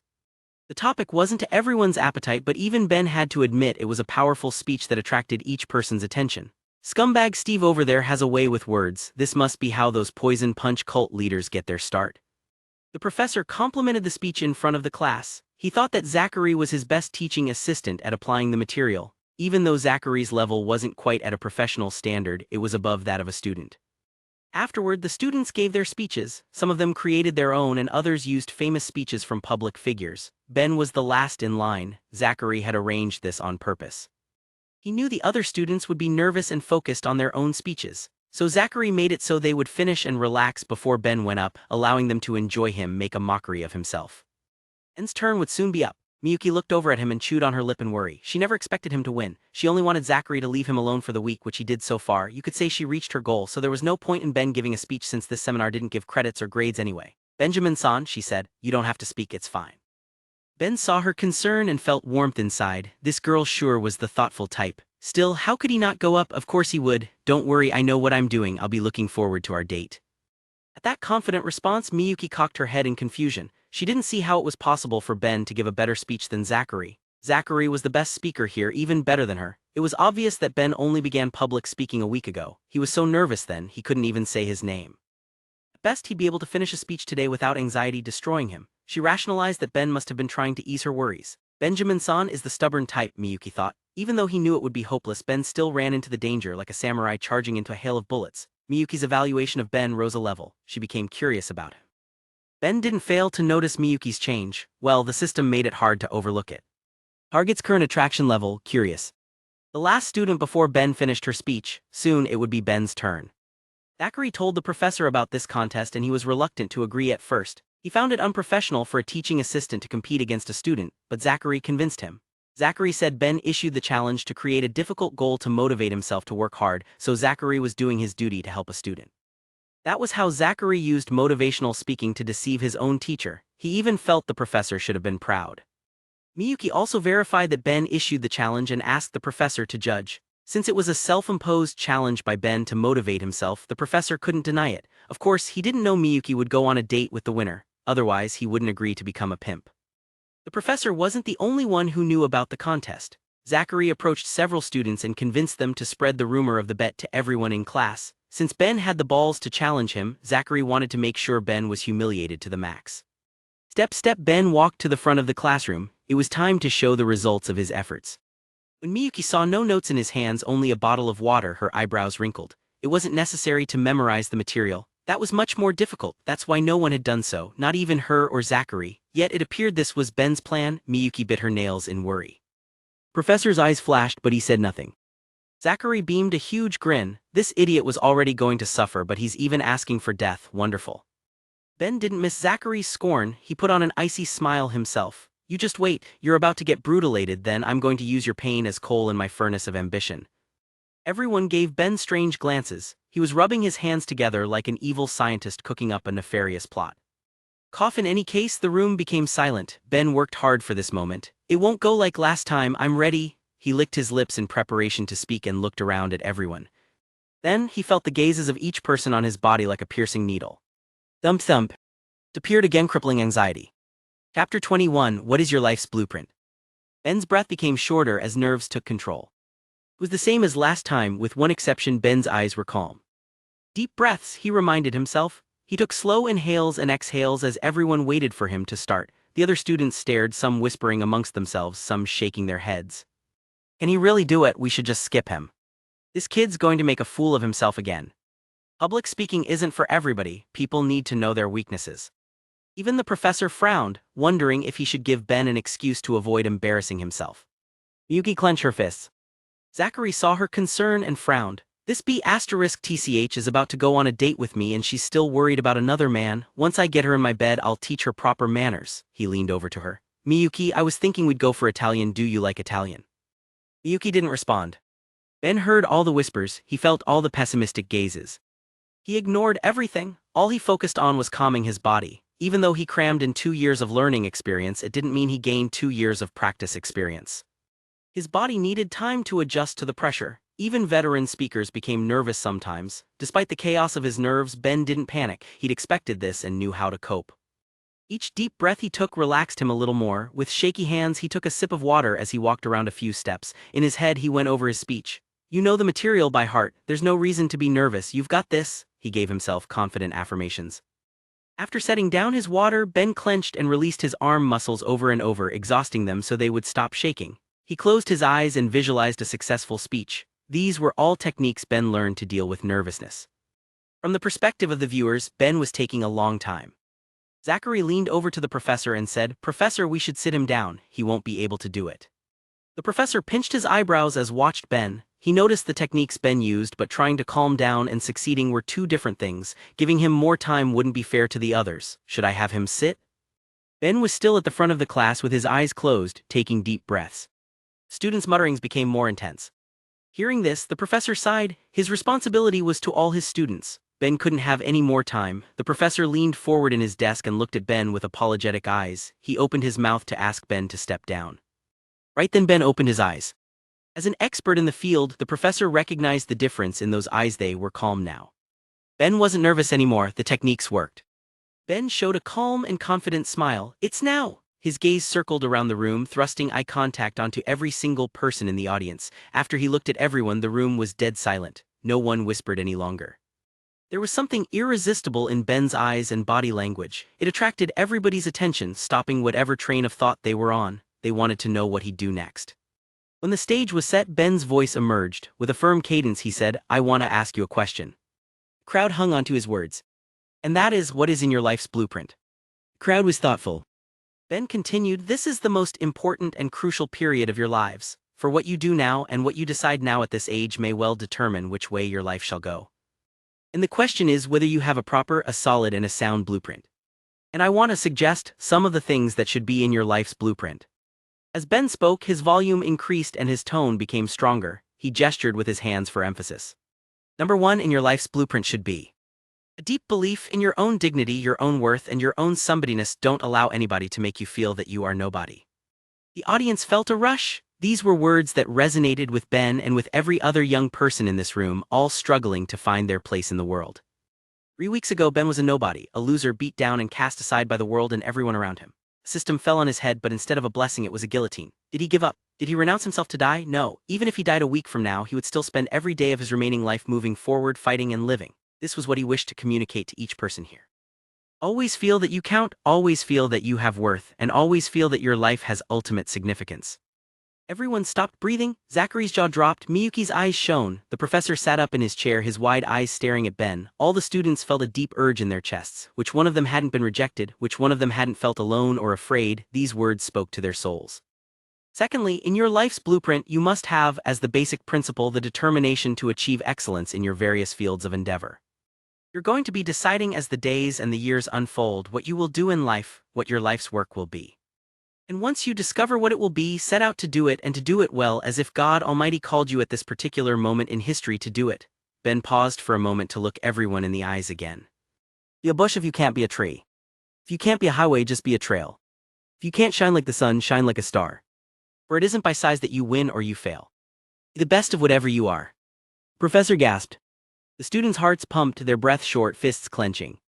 Zachary clamped the sides of his desk, feeling the situation was spiraling out of control. Miyuki's eyes grew red. Which one of them wasn't uncertain about their future? Which one of them wasn't marginalized by this huge city? Which one of them hadn't watched a dream crushed by the world's weight, forcing them to pursue a more realistic path? They wanted to excel, they wanted to feel important. Ben's final act arrived. And finally, in your life's blueprint must be a commitment to the eternal principles of beauty, love, and justice. Well, life for none of us has been a crystal stair, but we must keep moving, we must keep going. If you can't fly, run. If you can't run, walk. If you can't walk, crawl. But by all means, keep moving. Ben finished. He'd customized and recited parts of a speech by the great Dr. Martin Luther King, Jr. He exhaled. It was over. The room was silent for a long time. Then a student stood up. He gazed at Ben. Clap, clap. The student started clapping. As soon as he did, everybody woke up. Soon the entire audience was standing. There was roaring applause. Chapter 22, Stoned to Death. Bravo! The one shouting and clapping loudest was the professor. He'd never seen an undergrad student orate such a splendid speech. That was close to professional level. While he admired the performance for its skill, the surrounding students applauded it for a different reason. They felt something. The speech resonated with them. It gave them ideas and encouragement, evoked rare emotions and inspiration, and made them rethink aspects of their lives. It touched them. In the jaded streets of New York City, how hard was it to find something that affected them? How rare was it? Between the days filled with mundane moments, timed sunrises and sunsets eclipsed by gray skyscrapers, it was sensations like these that uplifted them. That gave their world colors and rich flavor, that made life worth living. Many of them moved to New York for this. What was the point of appreciating this city's art and culture, of deep friendships and falling in love, to encounter things that moved them, to feel something exceptional? They found it in the most unlikely place. Even Ben's jaw dropped. The uproarious feedback was unbelievable. He hadn't delivered a proper speech to an audience since his stats leveled up, so he didn't know what to expect. Though his communication was a 5, when combining a 7 in charisma with preparation, motivation, and a topic he connected with, this was the shocking result. It was reasonable. What was a 7? The system itself said a 7 was an entry-level standard for related professions. That meant Ben had the potential to get a job related to professional speaking. Yet this was only a 1-week seminar for undergrad freshmen. The contrast between the minimal expectation and the impassioned performance was too huge. This was the outcome. It floored everyone. Who could have expected it? As the clapping subsided, a new revelation filled the space. One by one, the audience turned their heads from Ben and gazed at Zachary. Everyone thought, wasn't he in a competition with Ben? The only sound in the room was the grinding of Zachary's teeth. Everybody here knew Ben was only a first-year student. Meanwhile, Zachary was a graduate student and teaching assistant in the class, but when comparing his speech to Ben's, not worth mentioning. Zachary turned pale. He got a bad feeling, like a divine punishment was coming. All the students wore strange expressions as they threw thoughts at him like stones. Was he planning to compete with his boring rant about national security? Zachary's powerful speech became a boring rant. He spoke first so we could learn from him. What are we supposed to learn from a waste? Zachary went from best speaker to waste. This guy's a teaching assistant. He can't even beat a freshman. Who did he blackmail to get that position? Zachary was suspected of illegal activity. It wasn't his fault. He suffered from the crime of contrast. Ben was too outstanding.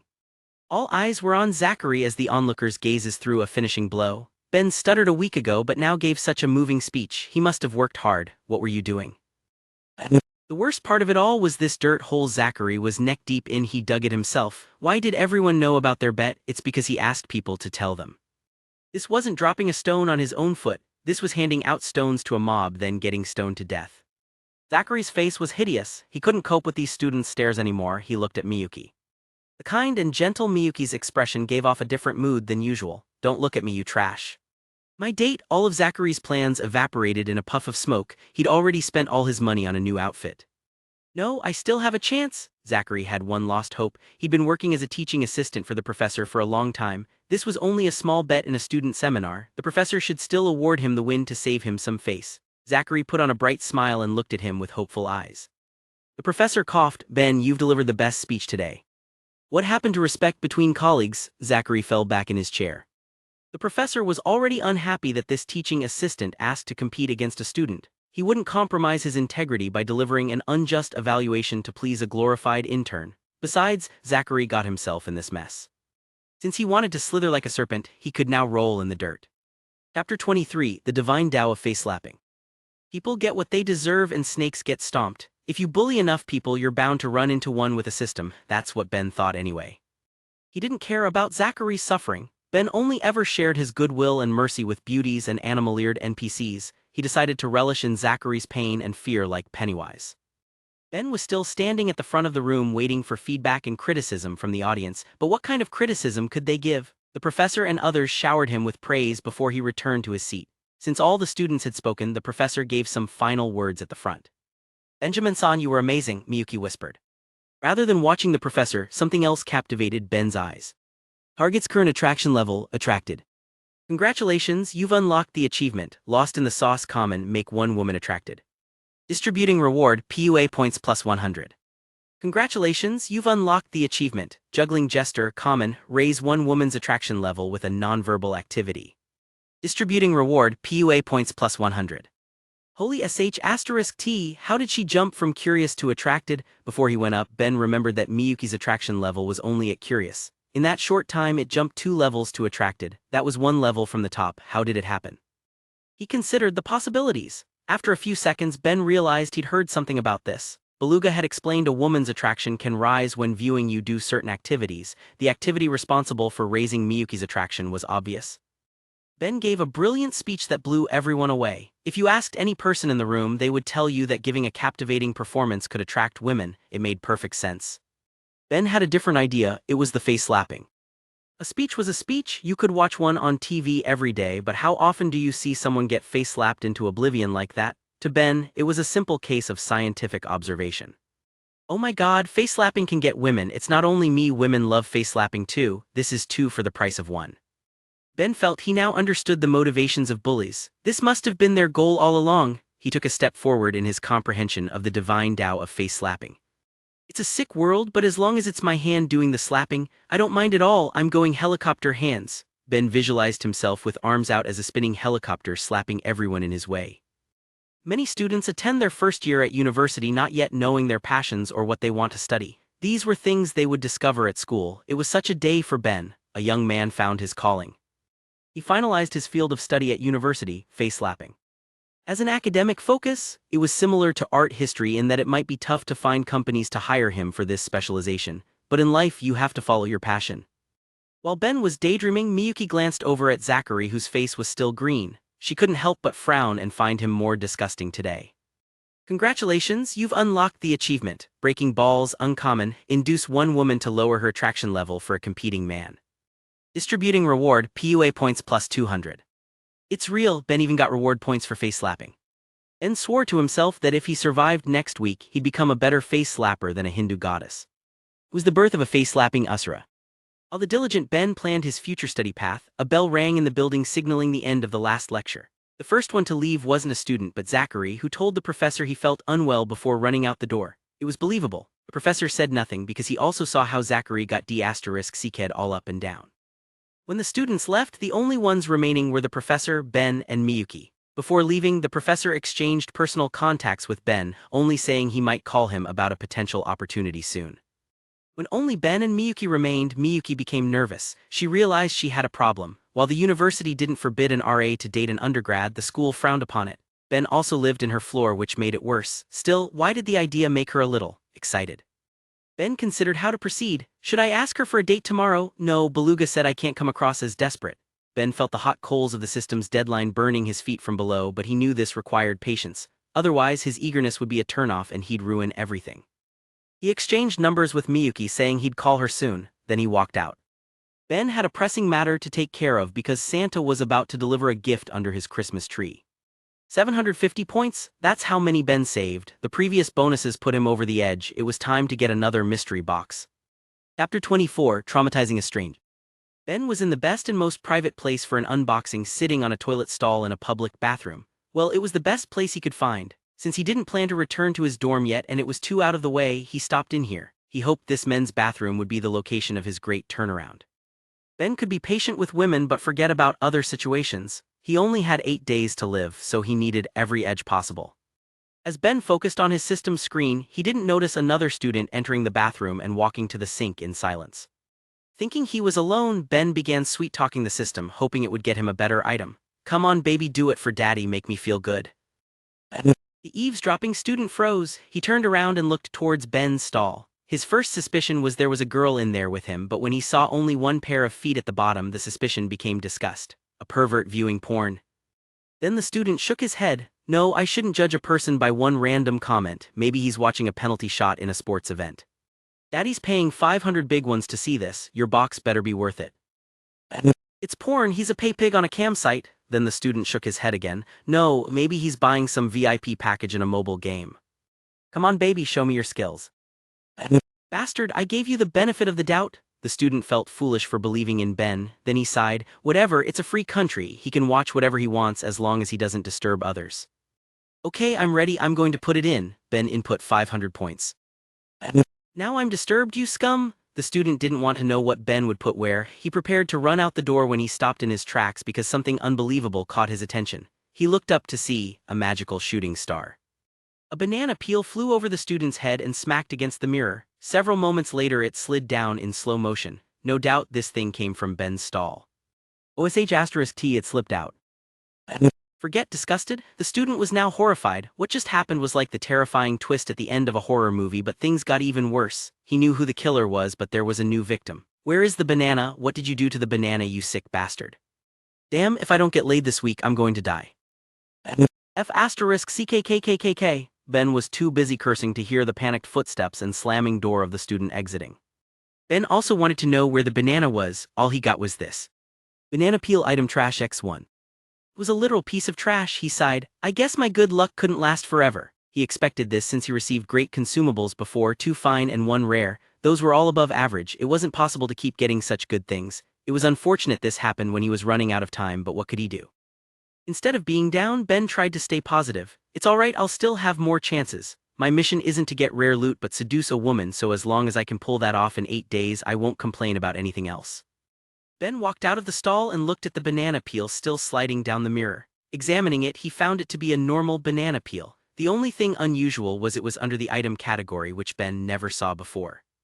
He wasn't sure of the implications of that. Watching it leave a trail on the mirror, he guessed items could interact with people and the environment but wasn't sure. He put the issue aside since he would find out at some point.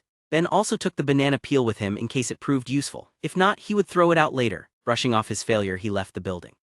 And had an appointment to meet Beluga and his cousin now. That's where he needed to focus his energy. With them he would make more approaches and gain more information. He had some phone numbers now and even a pending date with Miyuki, but he was clueless as far as where to go and what to say on those dates. He hoped Beluga would shine light on the subject. With an optimistic mindset, Ben set off to meet his friends. His eyes were sharp and eager. They were the eyes of a man starving for success. A man would do anything to survive. The eyes of a predator. Some distance away, a student Ben didn't know was reliving today's trauma. "Congratulations, you've unlocked the achievement. Sexual predator uncommon. Intimidate someone to tears with your sexual deviancy. Distributing reward, PUA points plus 200. Chapter 25, Ronald McDonald learns about instadates. When the system delivered Ben 200 points out of the blue, he figured it must have been giving him a partial refund for that trash banana peel. That's must have been it. He hoped that was it. And exited the subway station into Union Square, a famous plaza in Manhattan. It was one of the bustling landmarks of the city. As he walked around, he took in the sights: old men playing chess, artists selling paintings, musicians playing melodies. In the middle of this hotspot of art and culture stood a purple grimace from McDonald's, also known as Beluga. Antonio was there as well, wearing a striped black and white shirt. "Is Antonio the Hamburglar?" Ben looked down at his own clothes, a yellow sweater with red trim. "OSH*T, and I look like Ronald McF** seeking Donald." It was a complete accidental McDonald's theme night. He shook his head, unsure if this was a good or bad sign. The three caught up and Ben asked about some issues he had. Per Beluga's advice, Ben didn't call Katie, the pink-haired girl, for a few days after he took her number. In fact, he didn't call at all. He texted her 3 days later. Since then, they had a few text exchanges. Ben held off asking her out because she made it clear she was busy last week, so he planned to set it up this week. As for the 2 other numbers, one fizzled out in conversation and the other didn't respond at all. He asked Beluga why this happened. Beluga answered, "That's just how it goes. Females are flaky. Even if a female seemed very into you, it doesn't mean it'll go anywhere. They're like cats, and in New York there's yarn flying in every direction." He sighed. "That's the nature of the game. To a certain degree, luck has to be on your side so that nothing gets in the way. Another issue is, you can't seem desperate, but you can't wait too long either. You have a limited time to turn a number into a meeting because the life of a number lead degrades. If you wait too long, it'll die. How long until a lead dies? Ben asked. Beluga shrugged. Depends, sometimes 1 or 2 weeks, sometimes a couple of hours. Females have short memories. Unless they're very into you, you could say they like to leave things to fate. If they don't meet you before your impression weakens on them, they'll put you into the ill-fated category in their minds and forget about you. It doesn't matter why they didn't meet you because females don't think with logic but with emotion. Then they rationalize things after they happen. Ben realized he needed to jump on getting these dates set up with Katie and Miyuki. If he procrastinated any longer, he could lose those leads and then his life as a consequence. Antonio added something. That's why the best thing is an Insta date. Insta date? Ben asked. Rather than get a number and suffer the chance of the chick flaking or the lead dying, you can try to get a date right away. Ben's ears perked up. How would you pull that off? Antonio said, look around. What do you see outside the square? Ben looked at the streets lining the sides. There were many shops, restaurants, bars, coffee places. His eyes flickered in understanding. Antonio nodded. You got it. One option is to have a chick join you for a quick coffee. That would count as a first date, skipping the whole troublesome step of converting a number into an actual meeting. Ben asked, will they agree? Beluga answered, if they're not in a rush to get somewhere, it isn't too much harder than getting digits. The key is to appear assertive but not needy. Antonio, you've been practicing this. Why don't you give Ben an example? Antonio's eyes became bright, flaring with confidence. He approached a woman who was admiring some artwork. After several minutes of back and forth banter, he pointed behind him to a Starbucks. With little hesitation, she nodded her head with a smile. The two of them entered the coffee shop and joined the line. Ben's eyes were wide. The last time he watched Antonio do an approach, it ended in a bald eagle cry and women fleeing into the wilderness. Antonio must have been practicing because this current approach was impressive. He got her into an Insta date on the first try. Ben and Beluga walked into the Starbucks, sitting down at a table so they could observe. Antonio's interaction was going great. While they waited in line, he made the woman laugh and soon they received their coffees and sat down. 1 minute later, the woman excused herself and walked out, leaving a sad Antonio staring into his coffee. Things went south so fast, Ben was still in disbelief. Beluga added, yay, I'm curious what his strategy was there, ordering a venti ice water with 7 pumps of pumpkin sauce and the whipped cream on top. It was the beginning of the end. Ben frowned in disgust. Don't forget the 8 Splenda packets, he added by hand when they sat down. Beluga shook his head. That was not a good look. The final straw was when he literally took out the straw and started licking off the whipped cream in slow motion with his eyes closed. Ben nodded, and the groan he uttered while doing it. They both shivered. What was he thinking, they wondered. All three sat in silence for a long time. Chapter 26, Motivating a Woman with Words. I like what I like. Antonio wouldn't budge when Beluga suggested he order a cappuccino next time as the three walked in the noisy, crowded streets of Union Square. Ben found it admirable. I can respect that Antonio won't change who he is to fit in. That's how a man should be. He cut his thought short as he slapped the straw out of Antonio's hand. Can you not lick it? I don't want to vomit. How am I supposed to get to the whipped cream at the top of the cap, Ben? That's what the straw is for, Antonio yelled. That's not what it's for. All Ben's respect vanished, buried under the pile of loathing for Antonio's mannerisms. Beluga diffused the situation. I think Ben got the point of how to get an Insta date. In that regard, you did a good job, Antonio. Antonio smiled with pride. He also held another straw in his mouth from God knows where, slurping the last drops of liquid at the bottom of the cup. Ben frowned in disgust. Forget it, I'm going to try for an Insta date. Ben looked for women in the vicinity. There was one sitting on the concrete steps listening to music, so he approached her. Beluga and Antonio watched from a distance. The woman responded well to Ben's opener. A few minutes later, he pointed her to Starbucks and she followed him there. Beluga and Antonio were both speechless. They didn't expect Ben to succeed on his first try. This was the difference between 0 and 7 charisma. They followed Ben into the Starbucks and watched for developments. Ben waited online with the woman and ordered 2 drinks for them. When Beluga and Antonio saw this, they shook their heads. Ben sat down with the woman and tried making conversation. However, her demeanor changed. She became cold and distant. 5 minutes later, she excused herself and left. Filled with confusion, Ben went over to his friends and asked if they knew the problem. It's simple, Beluga answered. You bought her a drink. Ben squinted. What's the big deal? It's just a coffee. Beluga snorted. That's what it looks like to you in your logical brain. Do you know what it looked like to her? Ben was silent. It appeared like you were buying her a drink so she would spend time with you. It lowered your value, making you look weak. It seems ridiculous, but this is how many females in Western countries view men who buy them drinks. It's the same whether alcohol or coffee. As a general rule, buying a female a drink is a great way to turn yourself into her drink sponsor. That's a guy she doesn't respect who goes home alone at the end of the night. Don't be that guy. Ben stared into his drink, thoughtful. Beluga added, this varies with cultures. In countries with higher feminism, most females view men who buy them anything as weak. She's not your wife. Why should you purchase anything for her? What's more is feminist females take pride in paying for their own things, so rather than having them complain about you being patronizing, let them pay. You remembered something else? Actually, in more patriarchal countries such as the Slavic and some Latin American nations, it can be the opposite. Many females there expect men to take charge, including of the finances, so if you can't pay for a drink, you come off as a broke loser. There are other exceptions, but I'm getting off topic. Luga continued, you'll find out about all that when you travel to those countries someday. The key is here in America, don't pay for females' drinks. In fact, some females will *T test you by asking you to buy them a drink. You need to diffuse that by saying something like, I don't give candy to strangers, or I don't buy girls drinks but you can buy me one. Another option is to get a drink but tell her to share it with you because you'd like to not drink too much. And got the gist of it. He never heard that before. In movies and TV it was common to see men offering to buy women drinks. A lot of on-screen romances started like that. Now Ben understood TV wasn't the best place to get advice from. Many of the things he learned in the recent past were counterintuitive but verified to be correct through his experience. At least Beluga hadn't steered him wrong so far. Ben scanned around for a new target and approached. The next few didn't go well. Either the women were uninterested or they were too busy to grab a coffee with him, but Ben kept at it. He spotted a girl standing outside a clothing store looking through the glass display. Ben opened her. Few minutes later, the two of them were inside Starbucks getting coffees. This time, Ben only ordered for himself and allowed the girl to pay for her own drink. She didn't mind at all and acted like it was normal. That's when Ben understood Beluga was right. The two of them sat down and Ben received a pleasant surprise. Congratulations, you've unlocked the achievement. Fool's Gold Common, get a woman to go on a date with you. Distributing reward, PUA points plus 100. Why couldn't I be real gold? Ben wanted to curse but cheered up when he saw the points. Congratulations, you've unlocked the achievement. Instadate, Instaregret Uncommon, get a woman to go on a date within 5 minutes of meeting you. Distributing reward, PUA points plus 200. There's no regret, not yet. The system could talk all the *T it wanted as long as it kept feeding him points. That put him at 750. Ben's mood improved, but when he refocused on the girl, he realized he still had a problem. Ben was getting decent at opening and building attraction now, but what should he say on a date? The vibe felt different. When the previous girl left after only a few minutes, it wasn't only because Ben bought the coffee.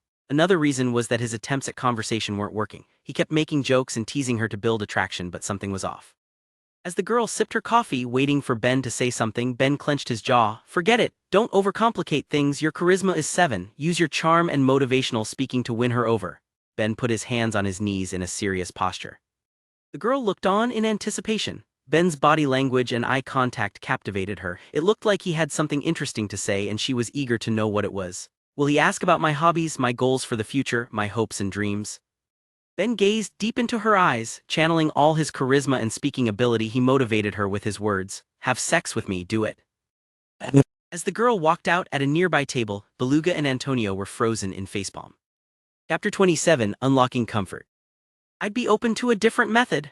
Ben understood the importance of staying open-minded. It seemed his motivational speaking wasn't at the requisite level yet.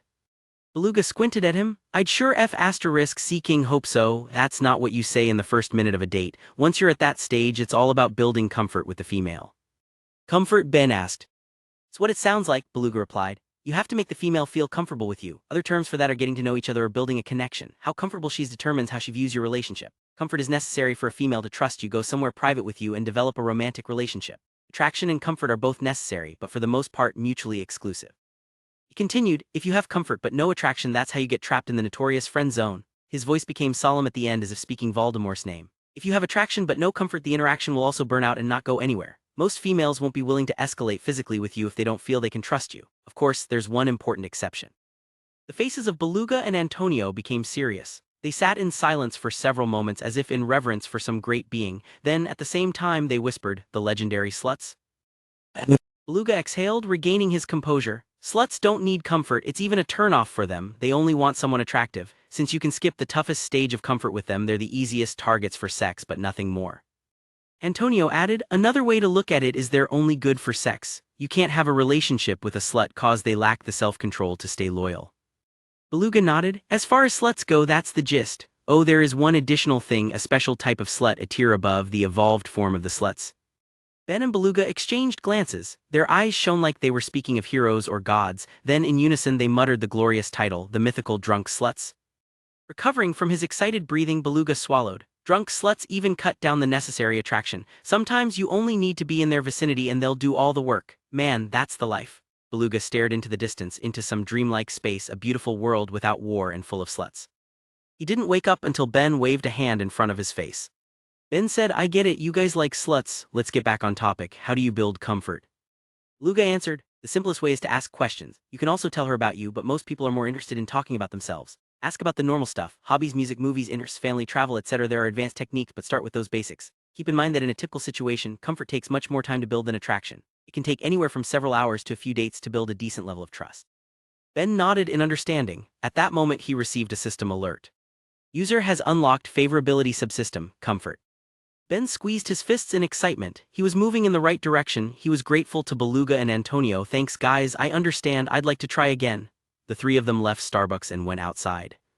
After searching for a while, Ben found a beautiful and interesting target. There was a girl sitting alone on a beach towel in an isolated area on the grass drawing something in a sketchbook. Her blonde hair shined in the sun. It hung over her shoulders above a bikini top.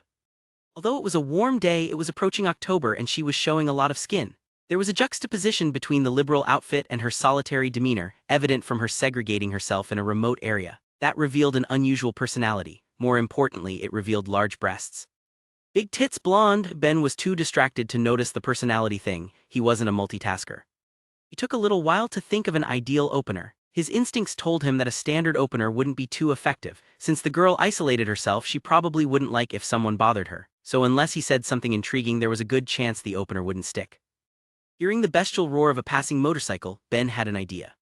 He approached the girl with slow, steady steps, as if he was approaching a great master to become his disciple or making a request of a legendary smith. The girl looked up from her sketchbook when she noticed a shadow appearing above her. Her big blue eyes gazed up at Ben, uncertain what this solemn-looking stranger wanted. Ben stared at her with sincere eyes. With his most respectful tone, he used his opener. Can you draw me as a dragon? Chapter 28, Destiny and Spirit Animals. The blonde girl stared at Ben, speechless for several moments, then she giggled. Are you serious? Ass, it's my spirit animal. A psychic told me if I could commune better with it, my destiny would cover the earth. Her suggestion was to seek a legendary artist. Beluga gave Ben a tip once. He said girls love talking about fantasy elements like destiny, horoscopes, spirit animals, and vampires, so Ben was trying to incorporate it. Ben's motivational speaking was so good that the girl believed he was serious. Oh, and how do you know I'm a legendary artist? He captured her attention. Target's current attraction level, curious. Ben said your spirit animal, a telltale sign. Her eyes flashed with interest, and what animal is that? He put on a face of reverence as if speaking of a great and noble creature, disco frog. The girl wasn't sure if she should laugh or curse. With a lopsided grin she asked, really, a frog? Ben nodded. Don't belittle the legendary might of the disco frog, it has tremendous creative power and cute dancing. Now she couldn't help but break out into laughter. I can't tell if he's kidding or if he's crazy still. He came up to me so respectfully and no one's ever called me a legendary artist before. It's hard to reject someone that compliments you. Ben learned this in his studies on influencing people in motivational speaking. The caveat with girls is that you can't compliment their beauty, it has to be something else. There are a few reasons for this. First, too many guys compliment their beauty, it's tacky. Second, every woman wants to believe there's more to her than her looks. If you compliment something unusual, it will make her feel you're appreciating her personality. Third and most important, Ben's looks were too **T. He hit on cuties, so almost every woman he spoke to was better looking than him. If he mentioned her looks, the first thing she would think about was his looks or his lack of looks. That would be foolish. A basic rule of life is to emphasize your strengths and avoid your weaknesses. That kind of direct opener complimenting looks only works if you have better looks or higher overall value than the woman. It would be better to focus on something else. Legendary artist, why not? Seeing Ben stayed in a sincere pose, the girl went with it for now. Okay, I'll draw your spirit animal. I've never seen a real dragon before though, I'm not sure if I could draw it properly. Of course you haven't, that would be ridiculous. Everyone knows dragons are endangered. You blink many times, endangered. We'll do it this way, show me some of your drawings and I'll point out the appropriate style. Ben sat down next to her and looked at her sketchbook, expecting her to begin the slideshow. The girl was a little uncomfortable that Ben got so close to her, but something about his assertive nature made her follow his lead. She showed her sketches. This was another concept Ben learned from motivational speaking. It related to influencing people in sales, a move called assuming the sale. Here's how it worked. If you framed a request as a statement and not a question, declared it with confident body language and acted like you expected the person to do it, then most of the time they would go with the flow. This is the case even if they had slight reservations. That's what happened with this girl. The two began looking at her sketches, talking and laughing. Once in a while Ben would stop her, mixing in compliments about her art as well as teasing. Wait, you don't have any strange nude sketches of strangers, do you? That must be why you're out here undressing people with your eyes. Ben nodded in understanding. No, I make normal sketches, the girl laughed. A few more of these and she was slapping his arm in a playful manner. She acted upset but was in truth charmed, shortening their emotional distance with each cute response. Target's current attraction level, interested. After a while, Ben's instincts told him it was time to make a move, so he said the feng shui of the area wasn't right and they should relocate to a cafe. He said this with a straight face like a pro. Gripped by Ben's charm, the girl agreed, in Stad 8 secured. The spot they were sitting in wasn't bad, but Ben preferred moving because it would assert his control. That would later help him guide the conversation and build proper comfort, which is what he needed to focus on now. The comfort level lagged behind attraction. It didn't change at all throughout that entire conversation. Target's current comfort level, stranger. As they walked to Starbucks, Ben changed the subject from the dragon sketches to other things. They talked about why she was drawing there in the park and he gained more information about her. Her name was Annabelle and she was an art student. As for the whole matter of the spirit animal, legendary artist, and the disco frog, it was ancient history. She brought it up once and Ben responded with, "Are you still on that? That's old news, let's focus on the future." Spirit animal, what the hell was that anyway? Ben was trying to meet beauties. Earlier, Beluga and Antonio showed delighted smiles when they observed Ben sitting and chatting with Annabelle. The baby bird had flown his coop, the patient mentors watched on in pride. That patience lasted about 2 minutes before it was overwhelmed by primal degeneracy.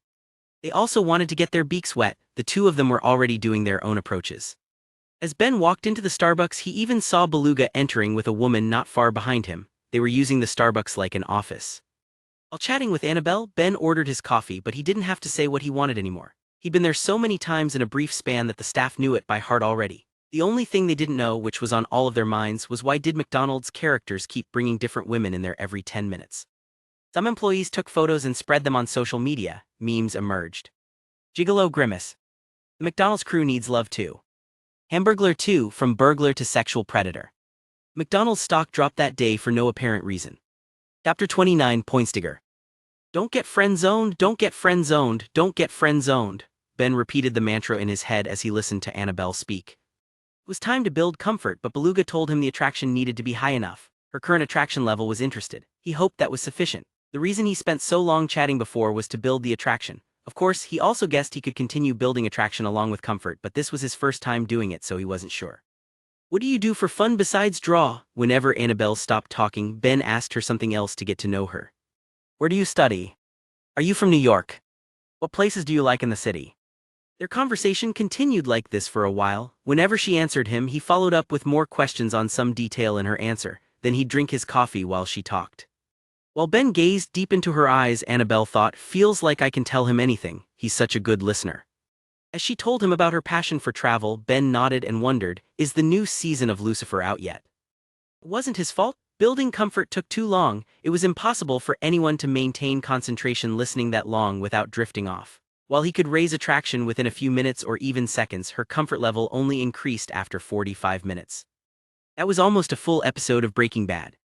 Target's current comfort level, acquaintance. It took longer to become her acquaintance than for Walter White to become a meth cook. It felt like an endurance trial, but at least Ben had something to show for it. Congratulations, you've unlocked the achievement, Desperate Orbiter Common, make yourself an acquaintance to one woman. Distributing reward, PUA points plus 100.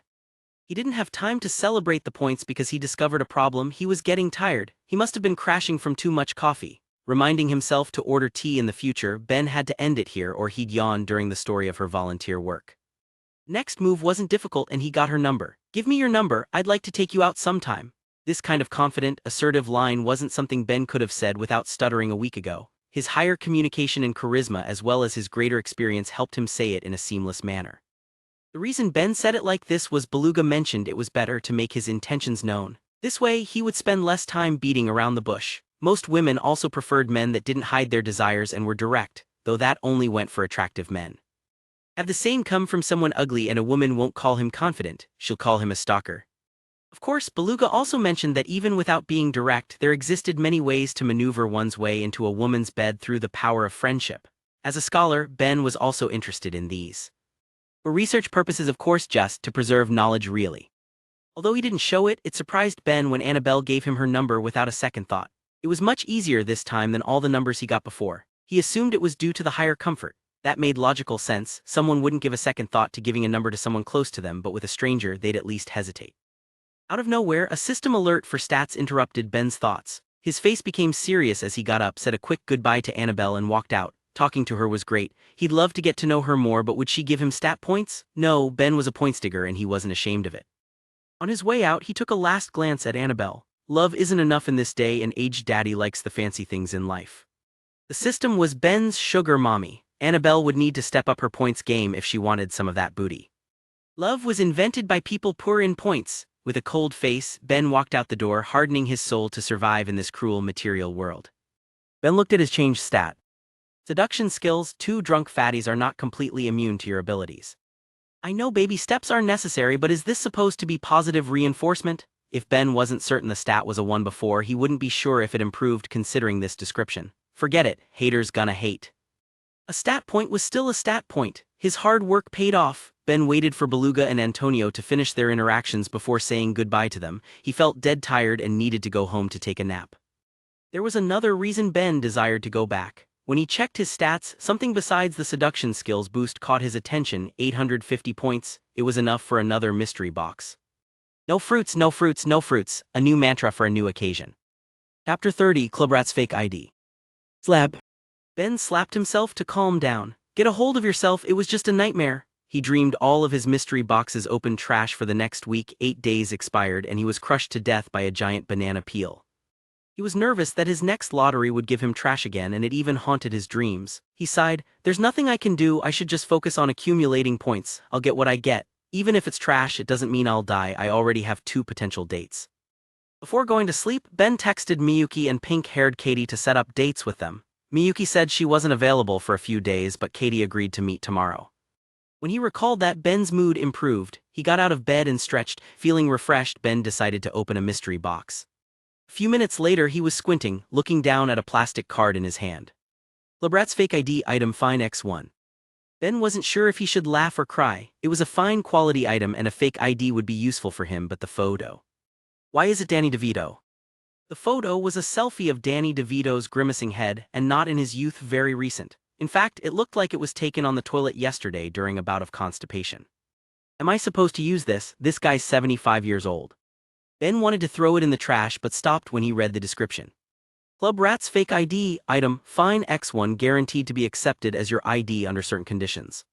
When Ben asked the system, he learned that it would work only at nightlife venues and no one else could use it.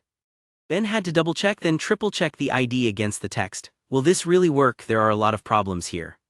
The ID said he was 75, bald with gray hair at the temples and 4'10". I'm short, but I'm not 4'10". You couldn't find anyone with a closer resemblance. This damn system was mocking him. Then when he saw the name, he completely lost it. It said Benny B. Vito. After taking deep breaths for a long time, Ben eased his anger. He stared at the ID. If the system hadn't verified it, he wouldn't believe any place would accept this ID. How would it even function? Would it scramble the brains of anyone who checked it? Otherwise, who would accept that Ben was 75 years old? He could only sum it up as a magical alchemy item. Only all alchemy had a price, and the price for using this was his dignity. Still, as long as it worked, Ben would swallow his pride. His dignity hadn't stopped him from being a virgin for 18 years, so what good was it? Ben would sell his dignity for a booty call. Also, this fake ID was very helpful to him. One thing that's been troubling Ben is he's had nothing to do at nights. Approaching girls at night wasn't effective since he wouldn't get into anywhere, so he's been wasting precious time. Many other students had access to parties. They either had fake IDs, pledged fraternities, or had friends with dorms or apartments they partied in. Ben had none of these, so he hadn't been able to make good use of his nights to pick up women. With this ID, that would change. Ben looked at the time. He'd slept for 2 hours, making it early evening now. There was still plenty of time to get ready and go out somewhere to test this ID. The only problem was, where should he go? Ben knew nothing about the nightlife scene in New York. Despite that, after some thought, he knew who might. His cousin Antonio was 21. He grew up in New York and would know much more about it than Ben, so he called him up. When Antonio heard Ben got his hands on a fake ID, he was speechless at first. It was hard to believe his cousin got his hands on something so useful. Since that was the case, Antonio said something to Ben that was even better than advice. Antonio offered to take him out that night.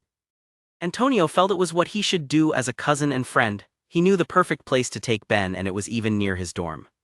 Ben's dorm was only a block from one of Manhattan's famous nightlife areas, so there were many venues in the vicinity. Ben didn't know where Antonio wanted to take him, but he reasoned that his cousin's judgment couldn't be too bad probably. They agreed to meet an hour later in front of Ben's dorm, hung up, and got ready.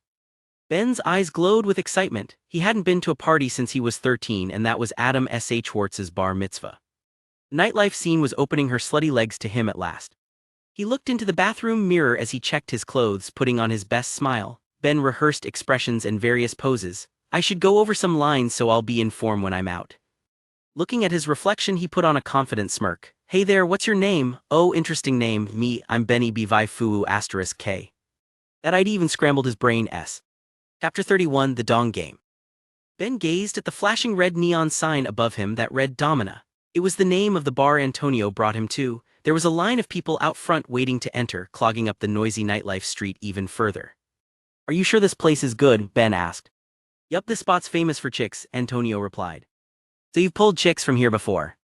Oh hoo yay. I don't believe you.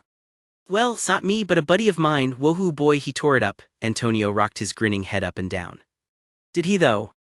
I mean, I wasn't there, but this bro on the forums raved about it. This guy posts about a different threesome every day, so he knows his *T, right?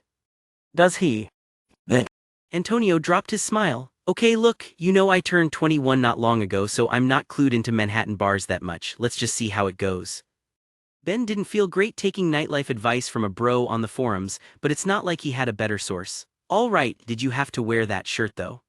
Antonio was wearing a brown t-shirt that said, My pen is huge. Antonio grinned like he knew a secret. You're reading it wrong. It's a pun, bro. The pen is should be read as penny. I know, I'm asking why did you wear it?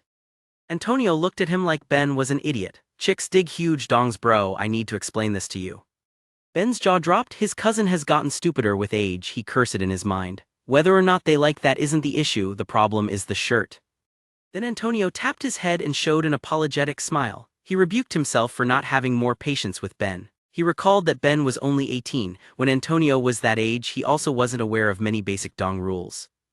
Antonio apologized to Ben and reminded himself, be patient with him. The dong game runs deep. It's layered like an onion. Ben will learn in time. Ben glanced sideways at him. Why is he holding his hands in front of him like that? Is that an Obi-Wan Kenobi impression?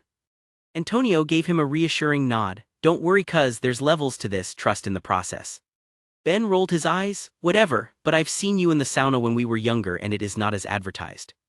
Antonio shook his head with a wide grin. By the time they know that, it'll be too late, Ben. It'll be too late. For some of us it's already too late, Ben regretted asking. Antonio changed the subject. Bro, let's work the line. What do you mean?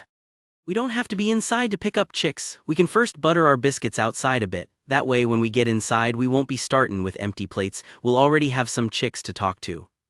Sounded like a good idea to Ben, so he followed Antonio's lead. Antonio strutted past the line, throwing out his favorite nightlife openers. What up ladies, you girls trying to get Patrick wasted tonight?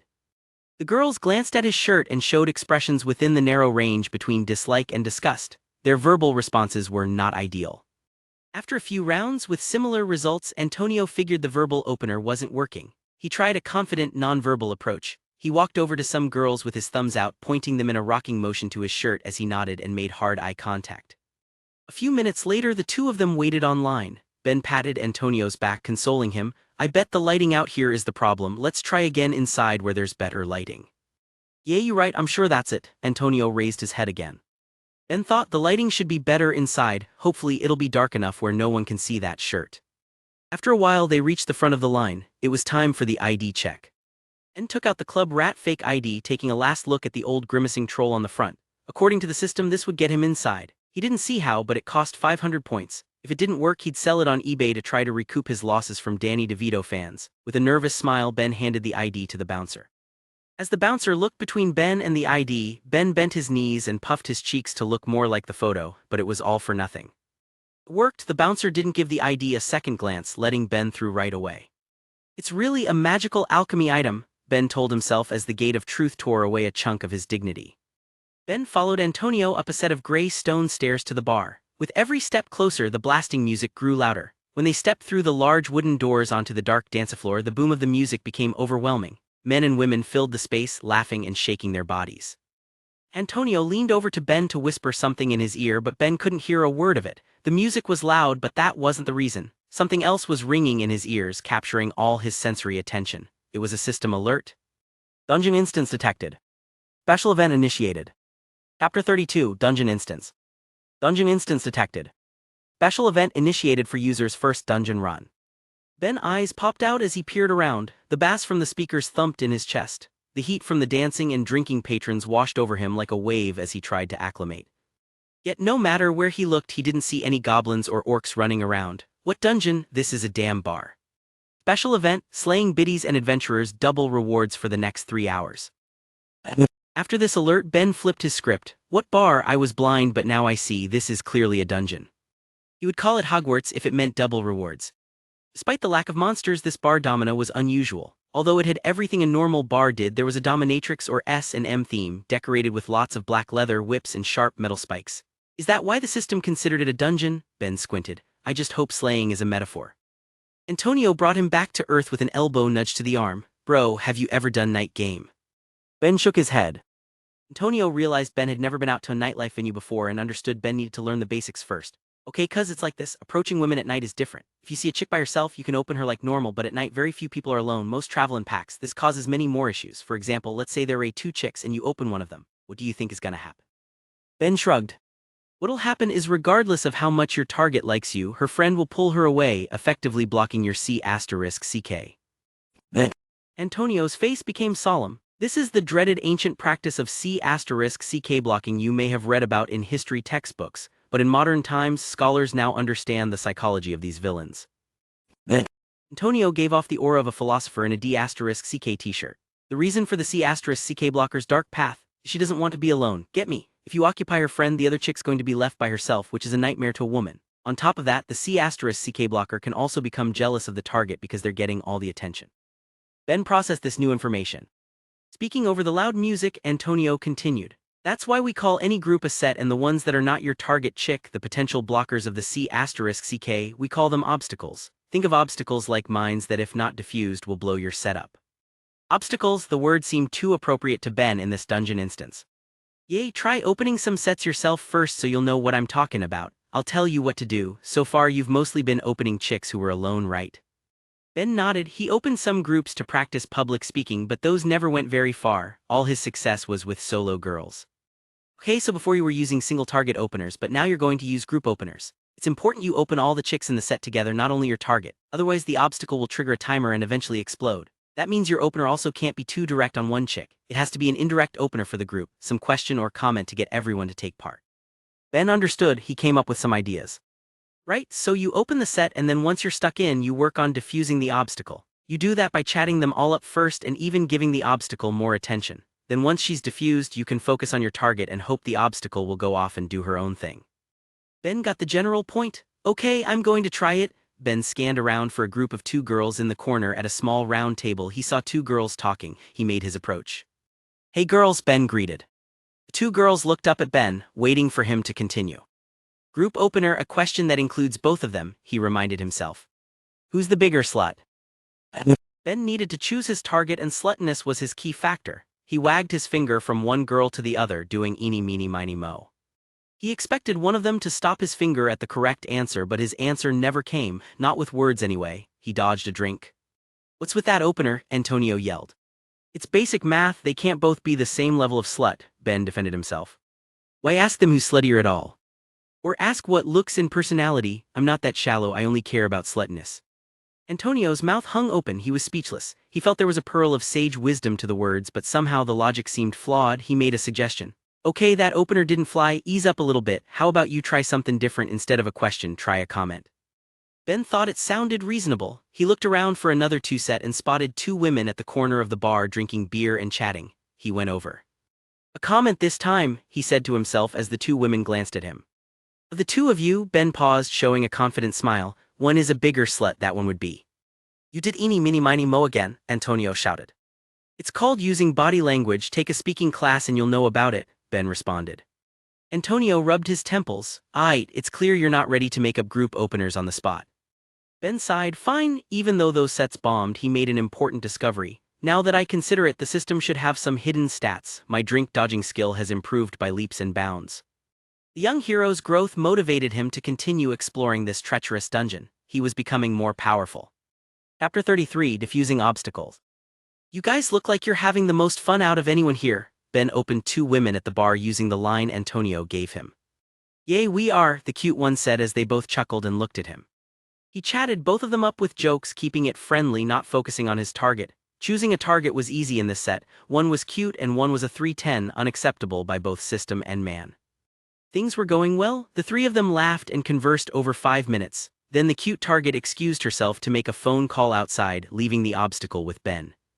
Ben considered his next move. Okay, we've been talking long enough, now's the perfect chance to defuse the obstacle. He put on a warm smile and moved closer to whisper something in her ear. The woman giggled, expecting another funny joke. Listen, pig, your friend is mine, this is life or death for me, so you best get the F***ck out the way. Antonio gave Ben a gaze mixed with fear and respect. "'Cause did you really say that? That was too much." Ben agreed. "I know, right?" Her response was too much. She didn't have to scream like a stuck pig, it was just a little joke threat. Ben made a nervous laugh. The 8 days deadline had him on edge. He reassured himself, "I'm a good guy, it was a joke, he was just kidding mostly." After the failed deactivation, the obstacle screamed and the bouncers almost kicked Ben out. They only backed off after Antonio appeased them by saying it was a joke gone wrong, somehow diffusing the situation. Things were not going well so far, but there was one bright spot: he gained an achievement. "Congratulations, you've unlocked the achievement, Forever Dry Uncommon, dodge 3 drinks thrown by different women within an hour. Distributing reward, PUA points plus 200. Distributing reward, PUA points plus 200 event bonus. 400 points, the double rewards were worth every drop. What else can I get women to throw at me?" It was the birth of a dodging master. Ben had 750 points now, enough to redeem a mystery box. Whatever he got could help him make more points over this special event, so he excused himself to the bathroom to try his luck. "Last time I did an unboxing in a men's room, I got a trash banana peel. I hope the bathroom isn't a factor." Bathrooms were seldom places one struck a fortune. Ben walked into the small bar bathroom. Dungeon safe zone detected. "What am I safe from? The monster biddies?" Ben shook his head. He couldn't understand how this system viewed the world. Still, it made him curious about what other secrets this dungeon held. Ben entered a stall and went shopping. "Make me feel goo?" Ben almost sweet-talked the system again, but stopped when he realized there were 2 issues. First, there were half a dozen guys outside who Ben was certain were staring at his stall now. Second, on the last occasion of his bathroom pillow talk, the system didn't show him love. Snort, "I won't kiss your cold butt cheeks." Since she didn't appreciate him, he wouldn't sweet-talk her anymore. Ben didn't waste any more time and bought a mystery box. "Give me something to get through this obstacle course of sluts." Instead of the system, he prayed to any higher being he could think of: Odin, Zeus, and Shrek. In essence, Ben's belief was for sale to the highest bidder. Small light show later, and he looked down at a 6-colored treasure. It was a propeller hat, a multicolored baseball cap with a spinning plastic rotor on top. "No, there must be something special about this." Ben read the description. "Propeller hat item common X1, it's a hat. Oh, there is one special property. If you push the propeller, it provides spinach, suitable for dogs and deranged humans." F***ck? Ben slammed the cap into the ground. As he was about to leave, he looked back, then sighed. "In my platoon there'll be no items left behind." A hero willing to rescue a propeller hat became qualified for the Derpal Star. Seeing Ben leaving the bathroom, Antonio approached him. His eyebrows raised when he saw the multicolored hat hanging out of his pocket. "Sick propeller hat, cuz, did you have that before? Why haven't you been peacocking that this entire time?" Ben wanted to curse. "Because I don't want to die a virgin in a week, that's why." Noticing Ben wasn't interested in the topic, Antonio talked about something else. "All right, back to business then. That last approach was no good, man. You need to take a softer attitude when diffusing obstacles. It's like a bomb, you need to be gentle or it'll just explode and blow your C***ck off." Ben listened. "How do you diffuse them then?" "Make them like you, be nice and befriend them, then they'll be less likely to block you." Ben nodded. "Makes sense, although I wish you told me that before." "Yay, a friend wouldn't threaten you." He decided to try something else. "Okay, I'm going in again." Ben opened another 2 sets standing by a window. Like last time, his opener went well. He chatted with them, becoming part of the group. Some minutes later, his target turned around to say goodbye to a couple she knew. Ben noticed this opportunity. He was alone with the obstacle. "This is my chance, defuse the obstacle, become friends with her. You want to go play Halo? Or we could pick up girls." "What happened?" Antonio was asking why the obstacle pulled the target away and left with a disgusted expression. Ben's face revealed loneliness. She didn't want to be friends. He looked back in her direction. Mobile gamer scum. Chapter 34, Manhwa. "We're switching to Plan B," Antonio declared. "Plan B?" Ben asked. You're not ready to run groups solo, but it's no big deal. We'll just run groups together then. That's plan B with the two of us. The way to defuse the obstacle will become simple. One of us will occupy her. That's the purpose of a wingman. Ben agreed. I'll take the wingman's oath. Antonio continued. It'll work like this. I'll open a set while you ninja where they can't see you. Once I'm stuck in, I'll call you over to join us. Then you come in like a sexual shuriken. I'll be standing closer to my target so you'll know who I'm going for. Then you'll focus on occupying the other chick. That way each of us will get one and in effect there'll be no obstacle. Ben's eyes beamed. Brilliant plan. Antonio showed a proud smile. Then they got to work seeking a good two-set. Antonio signaled Ben that he found one before going in and opening two girls ordering drinks at the bar. Ben waited by the DJ booth watching Antonio do his thing. From his angle, Ben couldn't see the two girls well, but he trusted that Antonio's judgment wouldn't be too bad. A few minutes later, Antonio signaled him with a wave and Ben walked over to join the group. Ben smiled as the distance shortened, preparing to engage the spare girl Antonio wasn't working on. He said his target would be the one he was closer to. Ben looked at the girl closer to Antonio and nodded his head when he saw she was hot. Then he looked at the other one and he froze mid-step. His face fell at terminal velocity. This girl, she was probably a sweet girl like Mom's cherry pie. The 4th of July, SHE was a whale. Ben didn't enjoy fat-shaming people. He himself was fat not too long ago, but that was not his type. He could sacrifice for the team, but he wouldn't dive onto a meat grenade. Out of nowhere, an abrupt change to the music echoed throughout the venue, distracting Ben. A new dance remix came on. There's such a difference between us. A million miles. Hello from the other city. The flame of Ben's predicament grew as a Dell projectile vomited gasoline onto it. This was the perfect soundtrack to Ben's impending doom. He turned around to glance at the DJ booth and discovered the DJ staring straight into his eyes like this bastard had been watching everything all along from his higher podium and picked this song just for him. Then the DJ said something to Ben. Ben couldn't hear it, but reading his lips he understood what he said, F***CKU. Ben gave him the middle finger. The DJ gave him the middle finger back. Ben turned back around. That guy's a gamer. Ben refocused on his current issue of Antonio's set. What to do? Ben's brain went into overdrive as Antonio called him over again. Okay, isn't this a simple geometry problem? Ben created a plan. He couldn't let his cousin down, so he continued on his way to them. When Ben reached the group, he put on a bright smile. Putting his hand on Antonio's shoulder, he came in for a bro hug. Meanwhile, Antonio introduced Ben to the two girls. Hey, this is my cousin Ben, you're gonna love. Hi. A hip bump from Ben cut short the greeting and sent Antonio stumbling until he was right next to the other girl, his new closer target. Ben was now near the one who was more his type. The Pythagorean theorem was useful at last. Everything was right in the world. With a warm smile, Ben said, My bad, Antonio, I got too excited to see you. What were you saying? Finish your thought. The two girls escaped far away when Ben and Antonio started wrestling against the bar counter. Antonio yelled, What the hell was that? You violated the laws of wingmanery. Get off me, I should ask you, what obstacle? That was a plasma mine.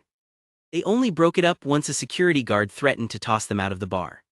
Antonio took the first step back. Aight bro, I admit I didn't take weight classes into account when choosing your opponent. Ben also retreated. I may have speed, but I don't have the power needed to put a heavyweight down. I also apologize for tagging myself in without warning.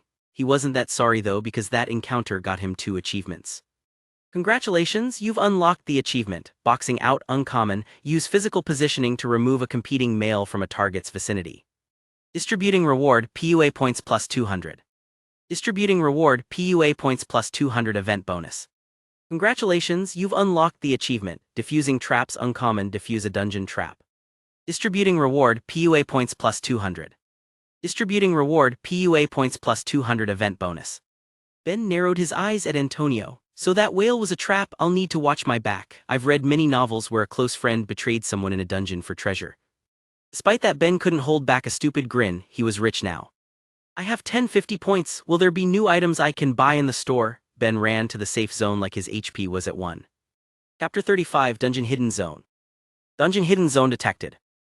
Ben was so excited about opening his screens that he didn't look where he was going. He glanced at the alert. Hidden Zone can explore, may house treasure or traps. Interesting, he looked around to see what this zone contained. Ben looked at the dungeon gate he passed through before triggering the alert. It had a photo of a white silhouette in a skirt. Isn't this a female bathroom? AAAH, get out freak! A woman adjusting her makeup at the mirror screamed when she saw Ben standing there. Sorry, I was looking for the safe zone. Safe zone, get lost you perv. Ben rushed out and entered the men's bathroom. Once he was inside, he looked at the Hidden Zone message again with fear. It's suggesting I explore there. This system's trying to get me arrested. Ben didn't believe there would be a glowing treasure chest in there. Traps? Yes, it was like a honey pot for sexual predators. Shaking it off, he remembered what he came here for. After sitting down in a bathroom stall, he opened his store page. The system had told him that items were hidden if he couldn't afford them. Since the low-level mystery box cost 500, Ben guessed there must have been something available at 1,000. He was right. Mid-level mystery box, 1,000 points, contains a random item anywhere from common to epic grade. Ben squeezed his fists, purple equips. Ben almost bought it on instinct but stopped himself. I can buy this or 2 low levels. It looks like this one increased the minimum and maximum tiers by 1. Still, I can get 2 lows for the price of 1 mid. What should I do? After considering a while, Ben chose the mid-level. Cutting out trash items alone was a tremendous boost, not to mention an epic item had to be amazing. The last rare item he got, the mid-level stat growth multiplier, was already incredible. The most important point was he only had a week left and believed a stronger item would have a higher chance of having an immediate effect, he decided. Okay, I've got this. I don't believe I'm cursed by bathrooms. He was 2-2 for bad items when he did unboxings in bathrooms, but he wasn't going to run back to his dorm. He only had a short time to take advantage of this special event and needed to be efficient. Third time's a charm. No longer hesitating, he purchased it. 1,000 points disappeared from his balance. Several seconds later, a sky blue box with a white question mark appeared in Ben's lap. Licking his lips in excitement, he opened it. The light with this box was different than the low level. It was softer with a light shade of blue. When it shined on Ben, he had a subtle feeling like he was floating in the ocean. Once the light receded, Ben glanced down to find a small black spray bottle. Bad luck perfume consumable, rare X1. Spray this on one person to give them very bad luck for 2 minutes. I said third time's a charm and it gave me a bad luck item. Is the system trying to be ironic? Also, it seems shabby for a rare item. Whatever, it's still rare. I'm sure it'll come in useful. Ben walked out with his mood having improved a little. He saw Antonio by the entrance trying to use openers based on his t-shirt again and failing in miserable fashion. Shaking his head, Ben pulled him away. Antonio spoke. Hey cuz, look, let's not fight anymore. That won't get us anywhere. You know, before I opened that set I should have told you about the fat friend theory. What's that? It's the theory that all hot chicks have a fat friend. Is that a theory? Are you sure that's not a scientific law? Well, you know, it's in the same boat as evolution. In science, the definitions of the terms theory and law are complicated. There's a lot of politics involved and I'm not gonna get into it. Point is, the two chicks like to travel together to make optimal use of space. Makes sense. Having said that, the fat friend in that last set might have been bending the theory a little too far. Her mass was bending the theory, gravity, and causing a disturbance in the force for sure. Antonio shrugged. All sets aren't like that though. From now on, let's do it this way. I'll try to keep a certain minimum standard on both chicks. Though know this, the one who opens the set gets dibs on first pick. That's the wingman's ancient code. Antonio lowered his head and gave Ben a dignified stare. Ben nodded in agreement. Got it, let's go again then. Aight team. Bentonio commented to smash. Ben frowned. What's that? That's our team call sign, bro. Ben grimaced. He couldn't bring himself to kill his cousin's enthusiasm though, so he forced a smile. Sure. Antonio spotted 2 hot girls grinding against each other. His eyes went wide. 2 8-balls at the edge of the dance floor. I'm going in. Being the more experienced one, Antonio did the opener again. Looking over at the 2 beauties grinding against each other, Ben gulped. These 2 were better looking than anyone either of them had spoken to yet. If he could turn either of them into a lead, it would make the entire night worth it even if he failed everything else. His eyes flared with excitement. He didn't yet know that in a dungeon, greater treasure comes with greater challenges. Chapter 36, Pigs Get Roasted. I can't believe this is going so well. Ben was chatting up one of the 2 hot girls that Antonio opened. The group of 4 were dancing and chatting. So far, everything was perfect. When Antonio opened them, they warmed up to him right away. Then he signaled Ben over and it became a 2-on-2 with strong cooperation between the cousins. There was no need to compete when both girls were so attractive. Antonio whispered into Ben's ear, Bro, we should bring these 2 to your dorm. They seem down. Ben also thought so. These 2 were local NYU students with fake IDs like him. Their dorm was far away and they seemed very easygoing and into him and Antonio. Ben found it hard to believe, but he thought something might happen with these 2. Too bad for Ben, but nightlife was a fickle club slut. As the 4 were dancing together, getting ready to escalate things, a snarky female voice emerged from behind Ben and Antonio. Becca, Jamie, why are you 2 dancing with these 2? Ben turned around to find a girl he hadn't seen before. She was short, overweight, and had a rough face, but as he scanned her clothes, he saw they were all top luxury brands. He could also smell alcohol on her breath even from a distance. Carla, the two girls with Ben greeted the new girl. Ben's girl walked over and exchanged kisses before pointing to Ben. They're nice, these are Antonio and Ben. Ben held his hand out to greet Carla. She looked down her nose at his hand and grimaced. Then she turned to Ben's girl and said, "You, I don't talk to losers and I definitely don't touch them, okay? I can tell they're poor from looking at them. Why'd you want to meet here anyways? This place is full of bridge and tunnel trash." "The music here is good," Ben's girl replied, now blushing. It's sh*t, let's ditch these two and go somewhere better. My friend's promoting and will bring us into VIP at Latrine. Ben raised an eyebrow. Did she say she's going to a club called Latrine? Sensing things were moving downhill, Antonio whispered to Ben, "Bro, this new chick is about to wipe out our set with a C***ck blockalypse." Ben narrowed his eyes. He wasn't one to cause trouble for people, but if they insulted him first and for no reason, he wouldn't take it lying down if he had a choice. "Don't worry, I have an idea. I'm going to preempt her with a C***ck blocker." Ben put his hands in his pockets looking for a particular item. When he found it, he put on a warm smile and walked around Carla while she scowled and gave him the stink eye. Stopping near the girl he was chatting with before, Ben whispered a few words to her, then went back to Antonio. "What happened?" Antonio asked. Ben didn't respond. His left hand in his pocket gripped the bad luck perfume he unboxed earlier. Consumables disappear on use. The perfume was still there, so Ben hadn't used it. "Of course I can't use an item like this on her. I'm not sick in the head. She's only a random obstacle, a girl in a bar. My parents taught me better." "What did you do?" Antonio asked. "A diplomatic approach," Ben answered. "Oh, was it something you said to your chick? What did you say?" Ben didn't respond. He waited. Diplomacy takes time. Carla screamed as her legs flew forward from under her and she fell hard on her back. She also knocked over a tray from a passing waitress with her flailing arms, which sent several drinks pouring all over her. She rolled on the sticky, filthy bar floor trying to find which way was up. Some people even stepped on her by accident. There were shoe prints on her clothes. She looked at her heels and discovered the culprit. Why is there a F***seeking banana peel on the floor? Ben spread a villainous grin from ear to ear as he asked Antonio, "Did you like my diplomatic approach?" Of course Ben wouldn't use the bad luck perfume on her, but it wasn't because he didn't dare, but because the item was too expensive. Cost-effectiveness and ruthlessness, that's how Ben did diplomacy. He learned from House of Cards. "Like I said, I'm not that evil to waste hard-earned points. That swamp hog can eat a trash banana peel though. I can afford that sacrifice." "Oh my god, my Versace dress, it's ruined." Right then the DJ put on a new track. "When the pimp's in the crib, ma, drop it like it's hot, drop it like it's hot, drop it like it's hot." Everyone nearby cackled at Carla. Even her two friends tried to hide their chuckles. The timing of the song was too perfect. While playing Snoop Dogg's track and waving one hand in the air, the DJ used the other hand to keep scratching back the song back. It was like he wanted to repeat the most suitable line for Carla's situation. "When the pigs try to get at you. When the pigs try to get at you. When the pigs try to get at you." Carla kept falling down over and over because her heel was stuck in the banana peel. By coincidence or not, the DJ timed the rhythm of the verse to each drop. Anyone who held back laughter before could no longer stand it. The entire club exploded like a volcano. Only after a fierce struggle with gravity did Carla manage to stand up. She looked around and saw everyone guffawing at her. "Shut up!" she screamed as she ran to the bathroom with the banana peel still hanging from her heel. Snickering themselves, her friends followed her. Ben sneered as the noob rage quit. Super Mario Kart 2017 Champion B***UF***CKED with the wrong one. Ben didn't fail to represent his title. It was unfortunate that the two hotties left with her, but Ben didn't care because he got something better.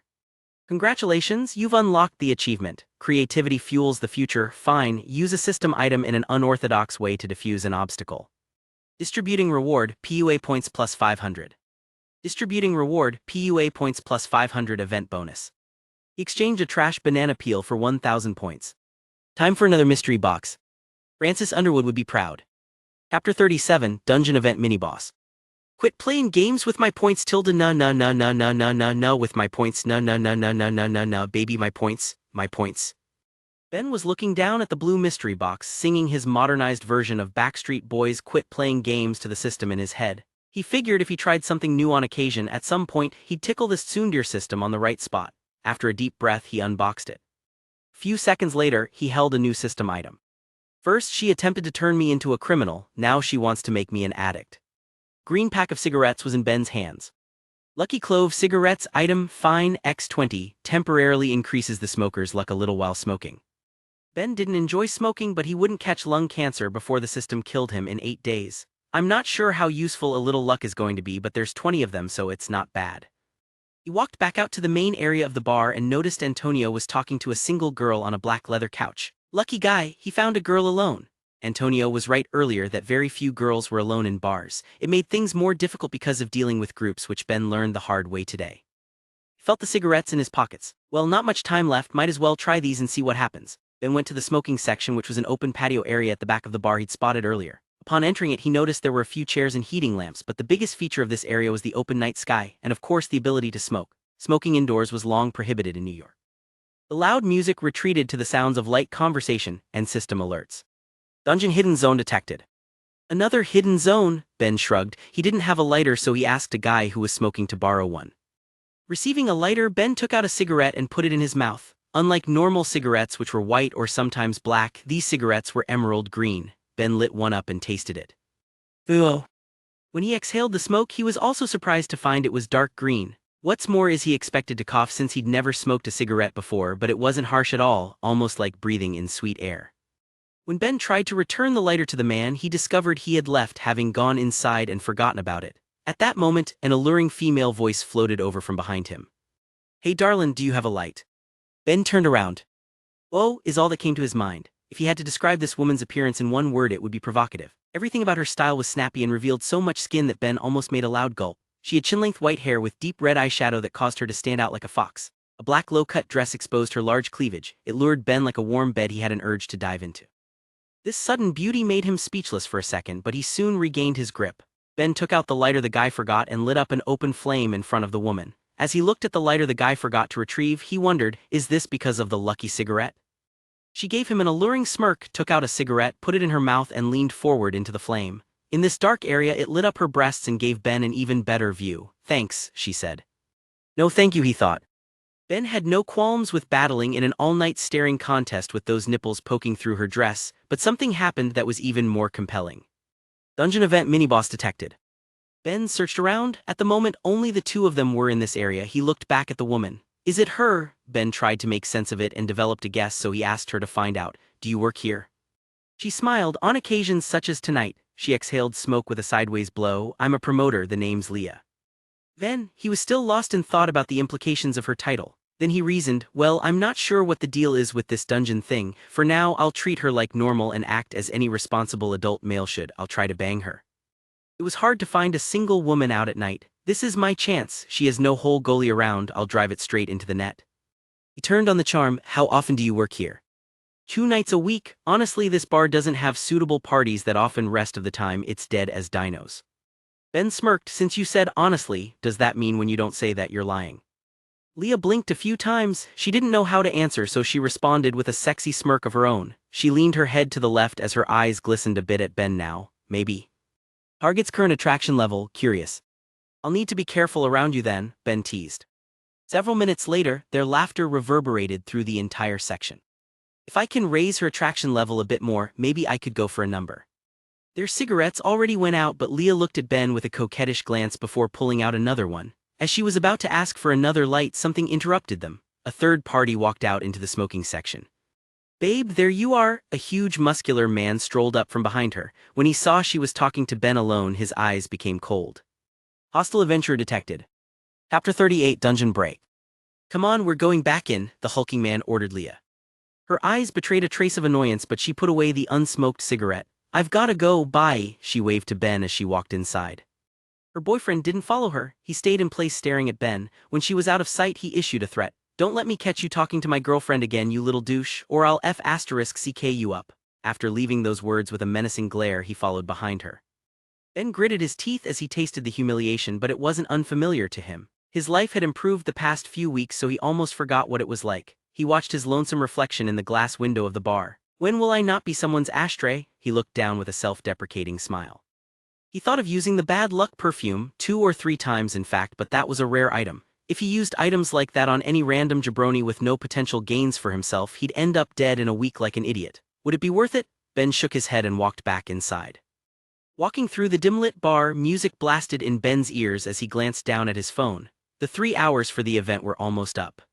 "Cuz," Antonio lifted his arm and shouted to get Ben's attention. He was leaning on the bar now. Ben walked over and asked, "How'd you do with that girl you were with?"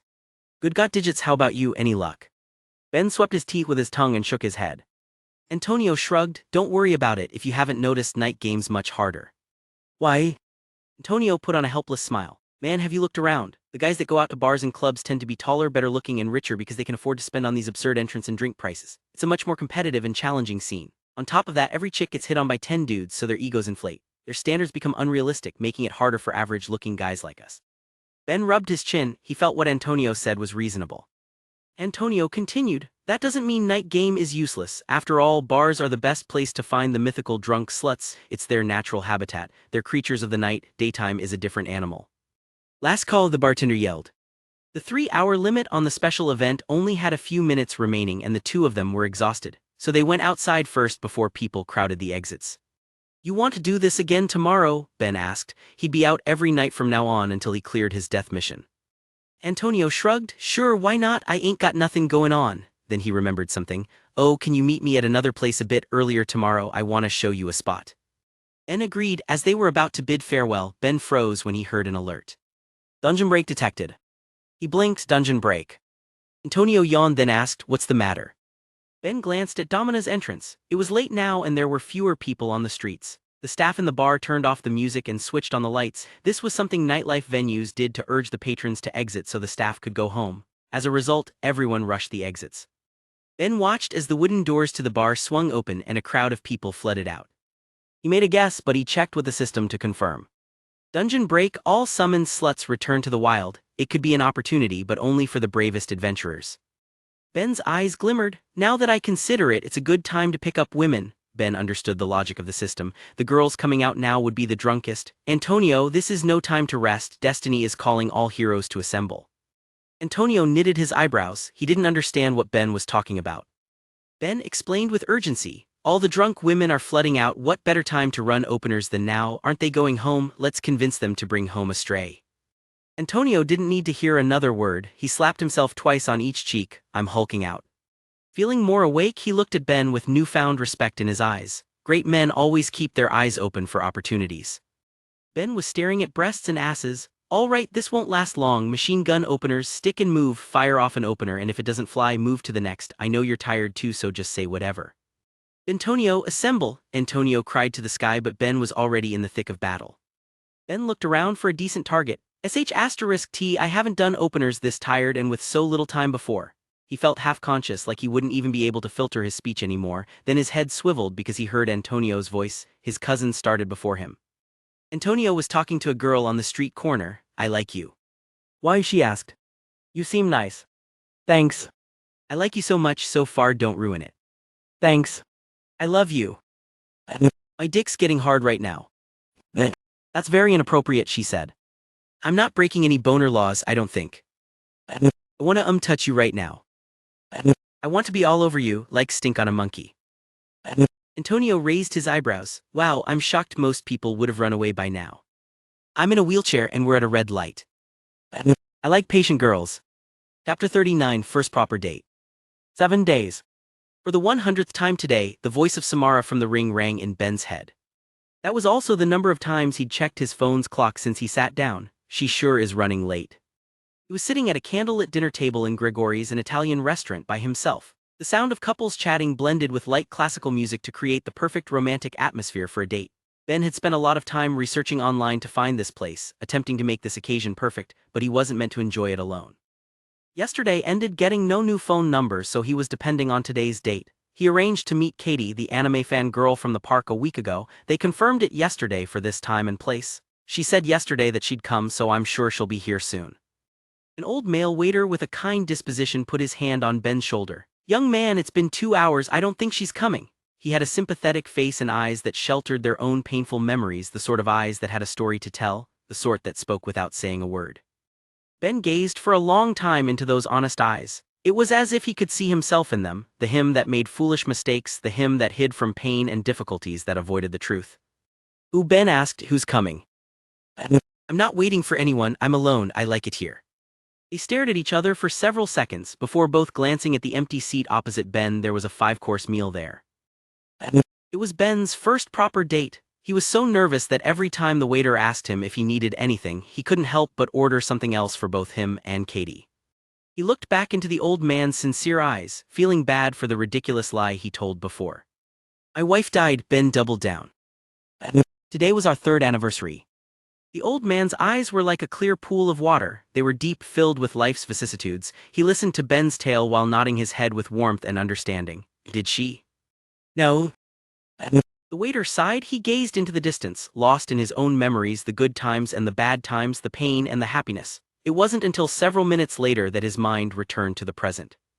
As the waiter's bittersweet eyes looked at Ben's table, they gained a touch more bitterness. He didn't pay. Ben escaped. He left a dozen untouched dishes. As the waiter's bittersweet eyes looked at Ben's table, they gained a touch more sweetness. I'm going to eat it. Life's vicissitudes, the sadness and the joy. That was his goal all along. Some distance from there, Ben was making his escape. Forgive me, old man, I can't afford that meal, plus your weird cross eyes were freaking me out. I'll pay you back in my next life so you can buy LASIK. His head hung low as he walked to the place he agreed to meet Antonio. His first date was a total rejection, a total failure. Yo cuz, why the long face? Ben looked up and found Antonio waiting for him at a bench on the sidewalk. Grabbing a seat next to him, Ben fought through the depression and narrated his failed date over the sounds of cars and pedestrians. After hearing the full story, Antonio nodded as if he knew what the problem was. Cuz there's a lot of shit I don't know, but I've been on a good amount of dates, I've read about it and Belugas told me some stuff. In short, you made a lot of errors. I'll break it down first. You never have one of your first dates at a restaurant. Food is high-octane fart fuel. You should always prefer your chicks on electric or hybrid power. Ben blinked in confusion. I can't speak donkey lord or whatever language you just uttered, but don't most people go for dinner on dates? Antonio sneered. Most people are clueless. Food dates have too many issues. First, some chicks expect you to pay for them since you invited them. You already know payin' is for suckers, so there's no point in simpin' out. When he thought of the next point, Antonio shook his head in disgust. Then after eatin', the chick's gonna feel fat and tired. She's not gonna wanna get naked while feelin' like a butter golem. Ben's eyes widened in realization. She's the one who suggested dinner, so you're saying it's a trap. Antonio nodded, one where you'll end up with nothing, not even a hijab of the hut. Chapter 40, Baby in Burning Building. Two young men walked through New York City's bustling nighttime streets while discussing the intricacies of the modern dating scene. Smells of cigarettes, street food, and perfumes of passing pedestrians blended together to form the city's natural fragrance ode to hot garbage. If dinner is a Sarlacc pit trap, then where would you take a girl? Ben asked.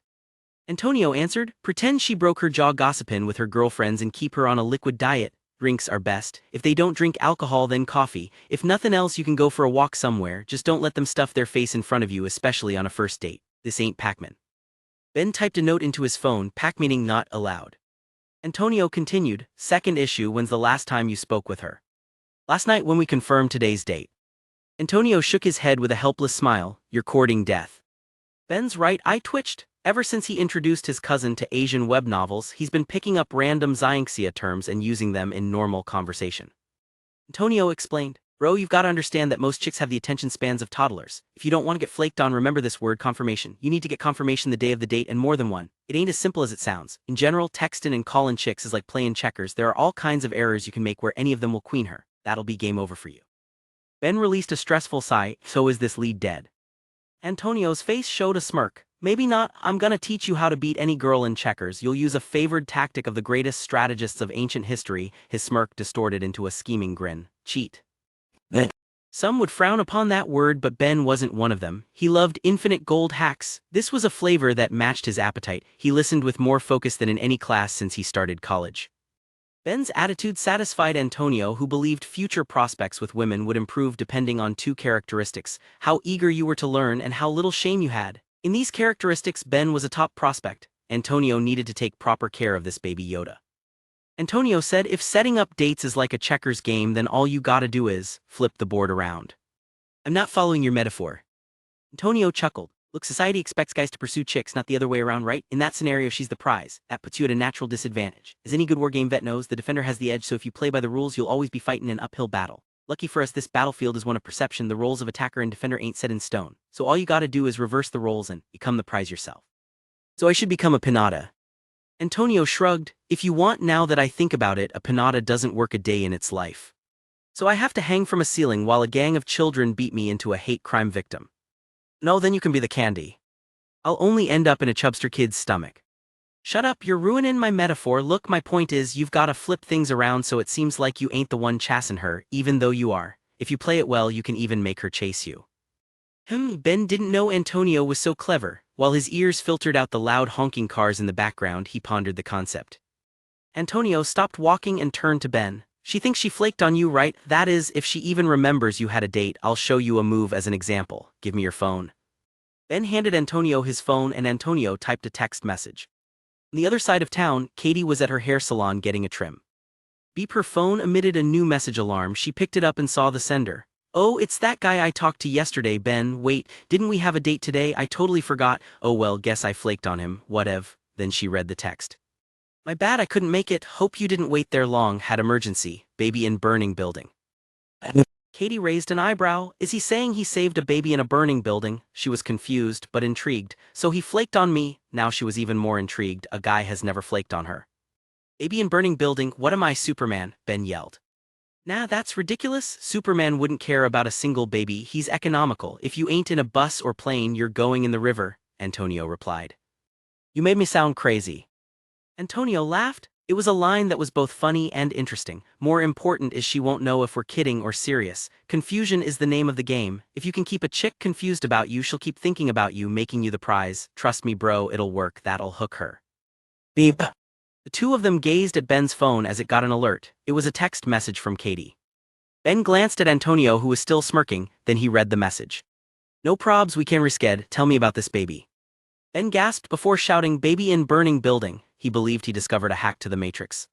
Shut up, you're scaring away the customers, the hot dog vendor at the side screamed at Ben. Ben didn't care. His heartbeat sped up as he repeated the line in his head. He knew what he needed to do now to be popular with women. It was obvious. Even a toddler would get it. He'd become a superhero.